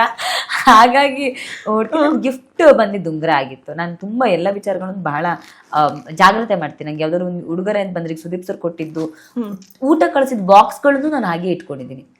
ಅದನ್ನ ಎಲ್ಲರೂ ಎಸೆದ್ರು. ಅವ್ರು ಕಳಿಸಿದ ಬ್ಯಾಗಿಂದ ಹಿಡಿದು ಬಾಕ್ಸ್ಗಳ ತನಕ ಎಲ್ಲಾನು ಹಾಗೆ ಇಟ್ಕೊಂಡಿದ್ದೀನಿ. ನಂಗೊಂದು ಆಸೆ ಇದೆ, ಅದನ್ನ ಇನ್ನೇನೋ ಮಾಡ್ಬೇಕು, ಅದು ಲೈಫ್ ಟೈಮ್ ನೆನಪಲ್ಲಿ ಇರುವಾಗ ಅದನ್ನ ಇನ್ನೇನು ಮಾಡ್ಬೇಕು ಅನ್ನೋ ತರ ಇದೆ. ಸೊ ಹಾಗಾಗಿ ನಾನು ಆ ತರ ಗಿಫ್ಟ್ಗಳು ಬಹಳ ಮೌಲ್ಯ ಕೊಡ್ತೀನಿ. ಸೊ ಹಂಗೆ ಇದಕ್ಕೆ ಉಂಗುರಕ್ಕೂ ಕೊಟ್ರಿ ಅಂತ ಆಯ್ತು. ಓಕೆ, ಇವಾಗ ನಿಮ್ಮ ಅಪ್ಪ ಮನೆ ನೋಡ್ಬೇಕು ಅಂತಂದ್ರೆ ಯಾವ ತರ ಹುಡುಗ ಇರ್ಬೇಕು ನಿಮ್ಗೆ? ನಿಮ್ಗೆ ಎಕ್ಸ್ಪೆಕ್ಟೇಷನ್ಸ್ ಏನಿದೆ ಹುಡುಗನಲ್ಲಿ ಅಂತ? ಇಲ್ಲ, ನಿರೀಕ್ಷೆಗಳಿಲ್ಲ ನಂಗೆ ಜೀವನದಲ್ಲಿ. ಅದೇ ಬಹಳ ಸರಳವಾಗಿ ಬದುಕಿದವಳು ನಾನು ಅದೇ ಹೇಳ್ತಾ ಇದ್ದೆ, ಬೇರೆ ಹೆಣ್ಮಕ್ಳ ತರ ಮೇಕಪ್ ಡ್ರೆಸ್ಸು ಅಂತ ಖರ್ಚು ಮಾಡಿಸೋದಿಲ್ಲ ನಾನು. ಹಾಗಾಗಿ ನನಗೂ ಅಷ್ಟೇ, ಅಂದ್ರೆ ಧಾರ್ಮಿಕ ವ್ಯಕ್ತಿಯಾಗಿರ್ಬೇಕು, ಭಗವಂತನನ್ನು ನಂಬುವಂಥ ಧಾರ್ಮಿಕ ವ್ಯಕ್ತಿಯಾಗಿರ್ಬೇಕು, ಆಧ್ಯಾತ್ಮಿಕ ವ್ಯಕ್ತಿಯಾಗಿರ್ಬೇಕು, ನಾನು ನಂಬುವ ಸಿದ್ಧಾಂತಕ್ಕೆ ಹೆಗಲು ಕೊಡೋನಾಗಿರ್ಬೇಕು. ಇಷ್ಟು ಬಿಟ್ಟು ಬೇರೆ ಏನೂ ಇಲ್ಲ. ಅಮ್ಮಂಗೆ ಒಬ್ಬ ಒಳ್ಳೆ ಮಗನಾಗಿದ್ರೆ ಸಾಕು. ನಾನು ಬೇರೆ ಏನನ್ನೂ ನಿರೀಕ್ಷೆನೇ ಮಾಡೋದಿಲ್ಲ. ನಿರೀಕ್ಷೆಗಳನ್ನು ಇಟ್ಕೊಂಡು ಬದುಕಿದವಳು ನಾನೆಲ್ಲ. ಭಗವಂತ ನನ್ನ ಬದುಕನ್ನು ಹೇಗೆ ನಡೆಸಬೇಕು ಅನ್ನೋದಕ್ಕೆ ಸಾಕಷ್ಟು ಕೊಟ್ಟಿದ್ದಾನೆ. ಇಂಥದ್ದಿಲ್ಲ ಚೈತ್ರನ ಹತ್ರ ಅನ್ನೋದು ನನ್ನ ಬದುಕಿಗೆ ಯಾವತ್ತೂ ಇಲ್ಲ. ಯಾವುದಕ್ಕೋ ಕಡಿಮೆ ಆಗಿದೆ ಚೈತ್ರನ್ಗೆ ಅಂತ ಕೇಳಿದ್ರೆ ಯಾವತ್ತೂ ಬದುಕು ಯಾವುದೂ ಕಡಿಮೆ ಆಗದೆ ಇರುವಾಗ ಭಗವಂತ ಇಲ್ಲಿ ತನಕ ನಡ್ಸ್ಕೊಂಡ್ ಬಂದಿದ್ದಾನೆ. ಹೆಸರು, ಸಂಪತ್ತು, ಏನು ಕುಟುಂಬ, ಸ್ನೇಹಿತರ ವರ್ಗ, ಪ್ರೀತಿ, ಅಭಿಮಾನ ಎಲ್ಲವನ್ನು ನನ್ನಂಥವಳಿಗೆ ಬೊಗಸೆ ತುಂಬಾ ಬಾಚ್ ಕೊಟ್ಟಿದ್ದಾರೆ ಭಗವಂತ. ಹಾಗಾಗಿ ಇದಕ್ಕಿಂತ ಜಾಸ್ತಿ ದುರಾಸೆ ನಂಗೆ ಯಾವತ್ತೂ ಬಂದಿಲ್ಲ. ಇದನ್ನ ಅರ್ಥ ಮಾಡ್ಕೊಂಡು ಹೋಗುವ, ಮತ್ತೆ ಎಲ್ಲರಿಗೂ ಗೊತ್ತಿರೋವಾಗ ಒಂದ್ ಸ್ವಲ್ಪ ಕಡಿಮೆ ಮಾತಾಡೋ ಹುಡುಗ ಇದ್ರೆ ಆಯ್ತು. ನಾನು ಮಾತಾಡ್ತಾ ಅವರು ಮಾತಾಡ್ತಾ ಇದ್ರು ಕಷ್ಟ ಆಗ್ಬೋದು, ಕೇಳಿಸ್ಕೊಳ್ಳುವಂತ ಒಳ್ಳೆ ಮನ್ಸಿನ ಹುಡುಗ ಆದ್ರೆ ಆಯ್ತು ಅಷ್ಟೇ. ಸೊ ಈಗ ಕರಾವಳಿಯಲ್ಲಿ ನೀವು ಫೈರ್ ಬ್ರ್ಯಾಂಡ್ ಅಂತಾನೆ ಗುರುತಿಸ್ಕೊಂಡಿರೋದು, ತುಂಬಾನೇ ಏರು ಧ್ವನಿಯಲ್ಲಿ ಮಾತಾಡಿ ಎಲ್ರು ಅಲ್ಲಿ ಮೌನವಾಗಿ ಮಾಡುವಂತಹ ಒಂದು ಕೆಪಾಸಿಟಿ ಇರುವಂತವ್ರು. ಸೊ ಈಗ ಎಲ್ಲೋ ಒಂದ್ ಕಡೆ ಈ ಒಂದು ಬಿಗ್ ಬಾಸ್ ಮನೆಯಿಂದ ಆಚೆ ಬಂದ ಮೇಲೂ ಕೂಡ, ಅಥವಾ ಅದಕ್ಕೂ ಮುಂಚೆ ಕೂಡ ಎಲ್ಲೋ ಒಂದ್ ಕಡೆ ಸಾಕಷ್ಟು ತೊಡಗಿಸ್ಕೊಳ್ತಾ ಇಲ್ವೇನೋ ಚೈತ್ರ ತಮ್ಮನ್ನ ತಾವು ಅದರಲ್ಲಿ ಅನ್ನೋಂತಹ ಒಂದಿಷ್ಟು ಮಾತುಗಳು. ಹೌದಾ? ಇಲ್ಲಪ್ಪ, ಖಂಡಿತ ಇಲ್ಲ. ಹೊರಗಡೆ ಬಂದೇ 2-3 ದಿನ ಆಗಿದೆ ಅಷ್ಟೇ. ಕಂಟಿನ್ಯೂ ದಿನಕ್ಕೆ 7-8 ಇಂಟರ್ವ್ಯೂಗಳಲ್ಲೇ ಬ್ಯುಸಿ ಇದ್ದೀನಿ. ಹಾಗಾಗಿ ಬೇರೆದಕ್ಕೆ ಅದೇ ಇನ್ನೂ ಸಮಯ ಕೊಟ್ಟಿಲ್ಲ ಅಷ್ಟೇ. ಹಾಗೇನೂ ಇಲ್ಲ, ನಾನು ಹಸುವಿನ ಕೆಚ್ಚಿನ ಕೊಯ್ದಿರೋ ಪ್ರಕರಣದ ಬಗ್ಗೆ ಮಾತಾಡಿದ್ದೀನಿ, ಖಂಡಿಸಿದ್ದೀನಿ. ಅದೊಂದು ನಾನು ಕೇಳಬೇಕಿತ್ತು. ಸೊ ಇವಾಗ ನೀವು ಗೋಮಾತೆ ಮಾತಾಡಿದಾಗ ಅದನ್ನ ನಾನು ಕೇಳೋದಿತ್ತು. ಅದನ್ನ ಎಷ್ಟು ಕ್ರೂರತನ ಅದು ಅಂತ, ಕೆಚ್ಚನ ಕೊಯ್ಯೋದು ಅಂತ. ಸಮಾಜ ಇನ್ನಾದ್ರೂ ಎಚ್ಚೆತ್ಕೋಬೇಕು ಅಂತ ನಾನು ಅನ್ಕೊಳ್ತೀನಿ. ಈ ನಮ್ಮ ಭಾವನೆಗಳಿಗೆ ಬೆಲೆ ಕೊಡೋದ್ರಿಂದ ಆಚೆಗೆ ಕನಿಷ್ಠ ನಾಗರಿಕ ಸಮಾಜ ಆದ್ರೂ ಇದನ್ನ ಖಂಡಿಸ್ಬೇಕು. ಮಾನವೀಯತೆ ದೃಷ್ಟಿನಲ್ಲಿ ಖಂಡಿಸಿ. ನಾವು ಸಿದ್ಧಾಂತ, ಗೋಮಾತೆ ಇದೆಲ್ಲ ಸರಿ, ಇದನ್ನೆಲ್ಲ ಮಾತಾಡೋದಕ್ಕೆ ನಾವಿದ್ದೀವಿ. ನಮ್ಮಿಂದ ಆಚೆಗೆ ನೀವುಗಳು ಯಾವ್ದಕ್ಕೂ ಬರದೇ ಇರುವಂತ ಒಂದು ನಡುವಿನ ವರ್ಗ ಇದೆಯಲ್ಲ, ನೀವುಗಳು ಕನಿಷ್ಠ ಮಾನವೀಯತೆ ದೃಷ್ಟಿಯಿಂದ ಆದ್ರೂ ಇದನ್ನ ಖಂಡಿಸಿ. ಸೋಕಾಲ್ಡ್ ಪ್ರಾಣಿದಯ ಸಂಘಗಳು ಬರೀ ನಾಯಿ ಬೇಕಿಗೆ ಮಾತ್ರ ಬರೋದಲ್ಲ, ಈ ಹಸುವಿನ ಇದ್ರಲ್ಲೂ ಬನ್ನಿ ಅಂತ ನಾನು ಕೇಳ್ತೀನಿ. ಅಲ್ಲ, ಅದು ಎಷ್ಟು ಮಟ್ಟಿಗೆ ಒಂದು ಆ ವ್ಯಕ್ತಿ ಸ್ಯಾಡಿಸ್ಟ್ ಆಗಿರ್ತಾನೆ, ವಾತಾವರಣ ಅಂತ, ಜನಗಳ ಅವ್ರು ಬೆಳೆಯೋ ವಾತಾವರಣ, ಅವ್ರ ಒಳಗಡೆ ತುಂಬಿಕೊಂಡಿರುವಂತ ಕ್ರೌರ್ಯದ ಪ್ರತಿಬಿಂಬ ಅದು ಅಂತ ನಾನು ಅನ್ಕೊಂತೀನಿ. ಈ ತರ ವಿಷಯಕ್ಕೆ ಜಾಸ್ತಿ ರಾಜಕಾರಣಿಗಳಾಗಿರ್ಬೋದು, ಅದಕ್ಕೆ ಸಂಬಂಧಪಟ್ಟ ಅಧಿಕಾರಿಗಳಾಗಿರ್ಬೋದು ಧ್ವನಿ ಎತ್ತೋದಿಲ್ಲ. ನಾವು ಎಷ್ಟೇ ನ್ಯೂಸ್ ಮಾಡಿದ್ರು ಕೂಡ ಅದು ಅಷ್ಟರ ಮಟ್ಟಿಗೆ ನಾವು ಮಾಡಿರೋ ಹೈಪ್ ಕೊಟ್ಟಿರೋ ನ್ಯೂಸ್ ಕೂಡ ಅವ್ರು ಅದನ್ನ ಸಾಕಷ್ಟು ಸೀರಿಯಸ್ ಆಗಿ ತೆಗೆದುಕೊಳ್ಳಲ್ಲ. ಯಾಕೆ ಈ ತರ ಗೋಮಾತೆ ಅಂತ ಅಂದ ತಕ್ಷಣ ಯಾಕೆ ಈ ತರದೊಂದು ನೆಗ್ಲಿಜೆನ್ಸಿ ಎಲ್ಲರಲ್ಲೂ ಬರುತ್ತೆ ಅಂತ? ಸೆಲೆಕ್ಟಿವ್ ವಾದ ಅಂತ, ಎಲ್ಲಿ ನಮ್ಮ ವೋಟ್ ಬ್ಯಾಂಕ್ ಕಳ್ಕೊಳ್ತೀನೋ ಅನ್ನೋ ಭಯ ಬಹಳ ಜನಕ್ಕಿದೆ. ಅದೇನಾ ಅದು ನಾನು ಅನ್ಕೊಳ್ತೀನಿ, ಸಮಾಜ ಅದನ್ನ ನೋಡ್ಬೇಕು ಅಷ್ಟೇ. ಸಮಾಜಕ್ಕೆ ಅದನ್ನ, ಜನಗಳಿಗೆ ಅದನ್ನ ತೂಕ ಹಾಕೋ ಶಕ್ತಿ ಇದೆ, ಅವ್ರು ಅದನ್ನ ಗಮನಿಸ್ಲಿ ಅನ್ನೋದು ನನ್ನ ಇಚ್ಛೆ ಅಷ್ಟೇ. ಸಾಮಾಜಿಕ ಚಟುವಟಿಕೆಗಳಿಗೆ ತೊಡ್ಕೊಳ್ಳುವಂತಹ ಚೈತ್ರ ರಾಜಕೀಯಕ್ಕೆ ಎಂಟ್ರಿ ಕೊಡ್ತಾರಾ? ಸದ್ಯಕ್ಕಂತೂ ಖಂಡಿತ ರಾಜಕೀಯದ ಯೋಚನೆ ಇಲ್ಲ. ಅದೇ ಇಲ್ಲಿ ತನಕವೂ ಯಾವ್ದನ್ನು ತುಂಬಾ ಪ್ಲಾನ್ ಮಾಡಿ ನಾನು ಓದೋಳಲ್ಲ. ಸಾಮಾಜಿಕ ಜೀವನಕ್ಕೆ ಬಂದಿದ್ದೆ ಪ್ಲಾನ್ಡ್ ಅಲ್ಲ, ಜರ್ನಲಿಸ್ಟ್ ಆಗಿದ್ದವಳು ದಿಢೀರ್ ಅಂತ ಬಂದೆ. ಸೊ ಉಳಿದಿರೋದೆಲ್ಲದು ಭಗವಂತನ ಇಚ್ಛೆ ಅಂತ ನಾನು ನಂಬ್ತೀನಿ. ಡೆಸ್ಟಿನಿ ಏನ್ ಹೇಗ್ ತಗೊಂಡೋಗುತ್ತೆ ಹಾಗೆ ಹೋಗ್ತೀನಿ. ಸಪೋಸ್ ಬಂತು ಅಂದ್ರೆ ನಿಮಗೆ ಹೋಗಕ್ಕೇನು ಪ್ರಾಬ್ಲಮ್ ಇಲ್ಲ? ಬಂತು ಅಂದ್ರೆ ಅದೇ ಭಗವಂತನ ಹತ್ರ ಕೇಳ್ತೀನಿ, ಭಗವಂತನ ಒಪ್ಪಿಗೆ ಸಿಕ್ಕಿದ್ರೆ ಮುಂದೆ ಹೋಗಿ ಅಷ್ಟೇ. ಕೊನೆಯದಾಗಿ ಮನೆಗೆ ಸಂಬಂಧಪಟ್ಟಂತ ವಿಷಯ ಕೇಳಲೇಬೇಕು ನಾನು. ನಿಮ್ಗೆ ಆ ಮನೇಲಿ ತುಂಬಾನೇ ಕಾಡ್ಸಿದ್ದು ಯಾರು? ತುಂಬಾನೇ ಯಪ್ಪ ಈ ಮನುಷ್ಯನ ಸಹವಾಸನೆ ಸಾಕು ಅಂತ ಅನ್ಸಿತ್ತು? ರಜತ್, ಎಲ್ಲಾರ್ಗು ಗೊತ್ತಿರೋಂಥದ್ದೇ. ಬಾಸ್ ಅಂತ ಅನ್ಕೊಂಡು ಯಾವ ತರ ನಿಮ್ಗೆ ಏನಕ್ಕೆ ಆ ತರ ನಿಮ್ಮಿಬ್ರ ಮಧ್ಯ ಒಂಥರ ಏನಂತಾರೆ ಹೆಂಗ್ ಶುರುವಾಯ್ತು ಅಂತಲೇ ಗೊತ್ತಿಲ್ಲ. ನಂಗೆ ಹೊರಗಡೆ ಬಂದ್ಮೇಲೆ ಗೊತ್ತಾಗಿರೋ ಜನಕ್ಕೆ ಅದಷ್ಟು ಇಷ್ಟ ಆಗಿದೆ, ಆತರ ಟಾಮ್ ಅಂಡ್ ಜೆರಿ ತರ ಜನ ನೋಡ್ತಿದ್ರು ಇಷ್ಟಪಟ್ಟು ಅಂತ. ಒಳಗಡೆ ಇದ್ದಾಗ ನಮ್ಗೆ ಯಾವತ್ತೂ ಅದು ಗೊತ್ತೇ ಆಗ್ತಿರ್ಲಿಲ್ಲ. ಸಹಜವಾಗಿರೋ ಜಗಳ, ಮತ್ತೆ ರಿಯಲಿಸ್ಟಿಕ್ ಜಗಳ ಅದು ಆಗ್ತಾನೆ. ನಾನು ಏನ್ ಮಾಡಿದ್ರು ಅದ್ರಲ್ಲೊಂದು ತಪ್ಪು ಅವ್ರು ಹುಡ್ಕೋರು, ಅವ್ರು ಏನ್ ಮಾಡಿದ್ರು ಅದ್ರಲ್ಲೊಂದು ತಪ್ಪು ನಾನು ಹುಡುಕ್ತಿದ್ದೆ. ಸೊ ಅದು ಇಷ್ಟು ಜನಕ್ಕೆ ರೀಚ್ ಆಗಿದೆ, ಇಷ್ಟ ಆಗಿದೆ ಅನ್ನೋದು ನಂಗೆ ಇಲ್ಲಿ ಬಂದ್ಮೇಲೆ ಗೊತ್ತಾಗಿದ್ದು. ಸೊ ಕೊನೆಗೆ ನಿಮ್ ಜೊತೆ ತುಂಬಾ ಚೆನ್ನಾಗಿದ್ರು. ಹೌದಾ? ಅಂದ್ರೆ ಅವ್ರು ತುಂಬಾ ಆರೋಪ ಹಾಕ್ತಿದ್ರು, ಫಿಸಿಕಲ್ ಟಾಸ್ಕ್ ಮಾಡಲ್ಲ ಅಂತ. ಸೊ ಲಾಸ್ಟ್ ವೀಕ್ ನಾನು ಅವ್ರು ಏನ್ ಆರೋಪ ಹಾಕಿದ್ರು ಅದನ್ನೆಲ್ಲ ಮುರಿದಿದ್ದೆ. ಅವ್ರಿಗೆ ಶಾಕ್ ಆಗಿತ್ತು. ಓ, ನಾನು ಇಷ್ಟ ದಿನ ಇದೆಲ್ಲ ಸುಳ್ಳು, ಆಡ್ತಿದ್ಲು, ಆಡಕ್ಕೆ ಅವಕಾಶ ಸಿಕ್ಕಿರ್ಲಿಲ್ಲ. ನಾನು ಅದನ್ನೇ ಅವ್ರಿಗೆ ಹೇಳಿದೆ, ನಾನು ಆಡ್ತಿದ್ದೆ, ಯಾವತ್ತೂ ನಂಗೆ ಅವಕಾಶ ಕೊಟ್ಟಿರ್ಲಿಲ್ಲ ಅಂತ. ಅದು ಅವ್ರಿಗೂ ಆಮೇಲೆ ರಿಯಲೈಸ್ ಆಯ್ತು, ಹೌದು ಆಡೋ ಕೆಪಾಸಿಟಿ ಇತ್ತು, ಒಳಗೆ ಅವಕಾಶ ಸಿಕ್ಕಿರ್ಲಿಲ್ಲ ಅಂತ. ಅವಾಗ ಸ್ವಲ್ಪ ತಣ್ಣಗಾದ್ರು. ತ್ರಿವಿಕ್ರಮ್ ಗೆಲ್ಬೇಕು ಅಂತ ಹೇಳ್ತೀರಾ? ಹೌದು. ಸೊ ಅವ್ರ ಜೊತೆ ಯಾರು ನಿಂತ್ರೆ ಟಫ್ ಕಾಂಪಿಟೇಟರ್? ಹನುಮಂತು. ಅದೇ ಗೆಲ್ಲೋ ವಿಚಾರದಲ್ಲಿ ಹನುಮಂತು ಮತ್ತು ತ್ರಿವಿಕ್ರಮ್ ನಡುವೆ ಒಂದು ಪೈಪೋಟಿ ಇದೆ ಅಂತ ನಂಗೆ ಅನ್ಸುತ್ತೆ. ತ್ರಿವಿಕ್ರಮ್ ಅಣ್ಣ ಗೆಲ್ಲಿ ಅಂತ ಆಶಿಸ್ತೀನಿ. ಓಕೆ, ಫೈನಲ್ ಆಗಿ ಎಷ್ಟು ಮಿಸ್ ಮಾಡ್ಕೊಳ್ತೀರಾ ಬಿಗ್ ಬಾಸ್ನ? ಏನೇನು ಕಲ್ಕೊಂಡು ಬಂದ್ರಿ, ಏನೇನು ಅಲ್ಲಿ ಬಿಟ್ಟು ಬಂದ್ರಿ? ದ್ವೇಷಗಳನ್ನೆಲ್ಲ ಅಲ್ಲೇ ಬಿಟ್ಟು ಬಂದಿದ್ದೇನೆ, ಕೋಪಗಳನ್ನೆಲ್ಲ ಅಲ್ಲೇ ಬಿಟ್ಟು ಬಂದಿದ್ದೇನೆ. ಸಾಕಷ್ಟು ಬದುಕಿನಲ್ಲಿ ಯಾವತ್ತೂ ಎಷ್ಟೇ ಟೀಕೆ ಟಿಪ್ಪಣಿಗಳು ಬಂದರೂ, ಸಂಕಷ್ಟಗಳು ಬಂದರೂ ಎದೆಗುಂದದೆ ಅಲ್ಲಿ ನಿಂತು ಹೋರಾಡಬೇಕು ಅನ್ನೋ ಪಾಠವನ್ನು ಬದುಕಿನುದ್ದಕ್ಕೂ ತೊಗೊಂಡು ಹೋಗೋದು ಕಲ್ತ್ಕೊಂಡ್ಬಂದಿದ್ದೀನಿ. ಸುದೀಪ್ ಸರ್ ಬಗ್ಗೆ ಪದಗಳೇ ಇಲ್ಲ. ಅದೇ ಒಬ್ಬ ಒಳ್ಳೆ ಟೀಚರ್ ಥರ ಇದ್ರು ಅಂತ ನಾನು ಅಂದ್ಕೊಳ್ತೀನಿ. ಅವರ ಕೊನೆದಾಗ ಅವ್ರು ನನ್ನನ್ನು ಕಳಿಸ್ಕೊಟ್ಟ ರೀತಿಗೆ ತುಂಬ ಭಾವುಕಳಾದೆ.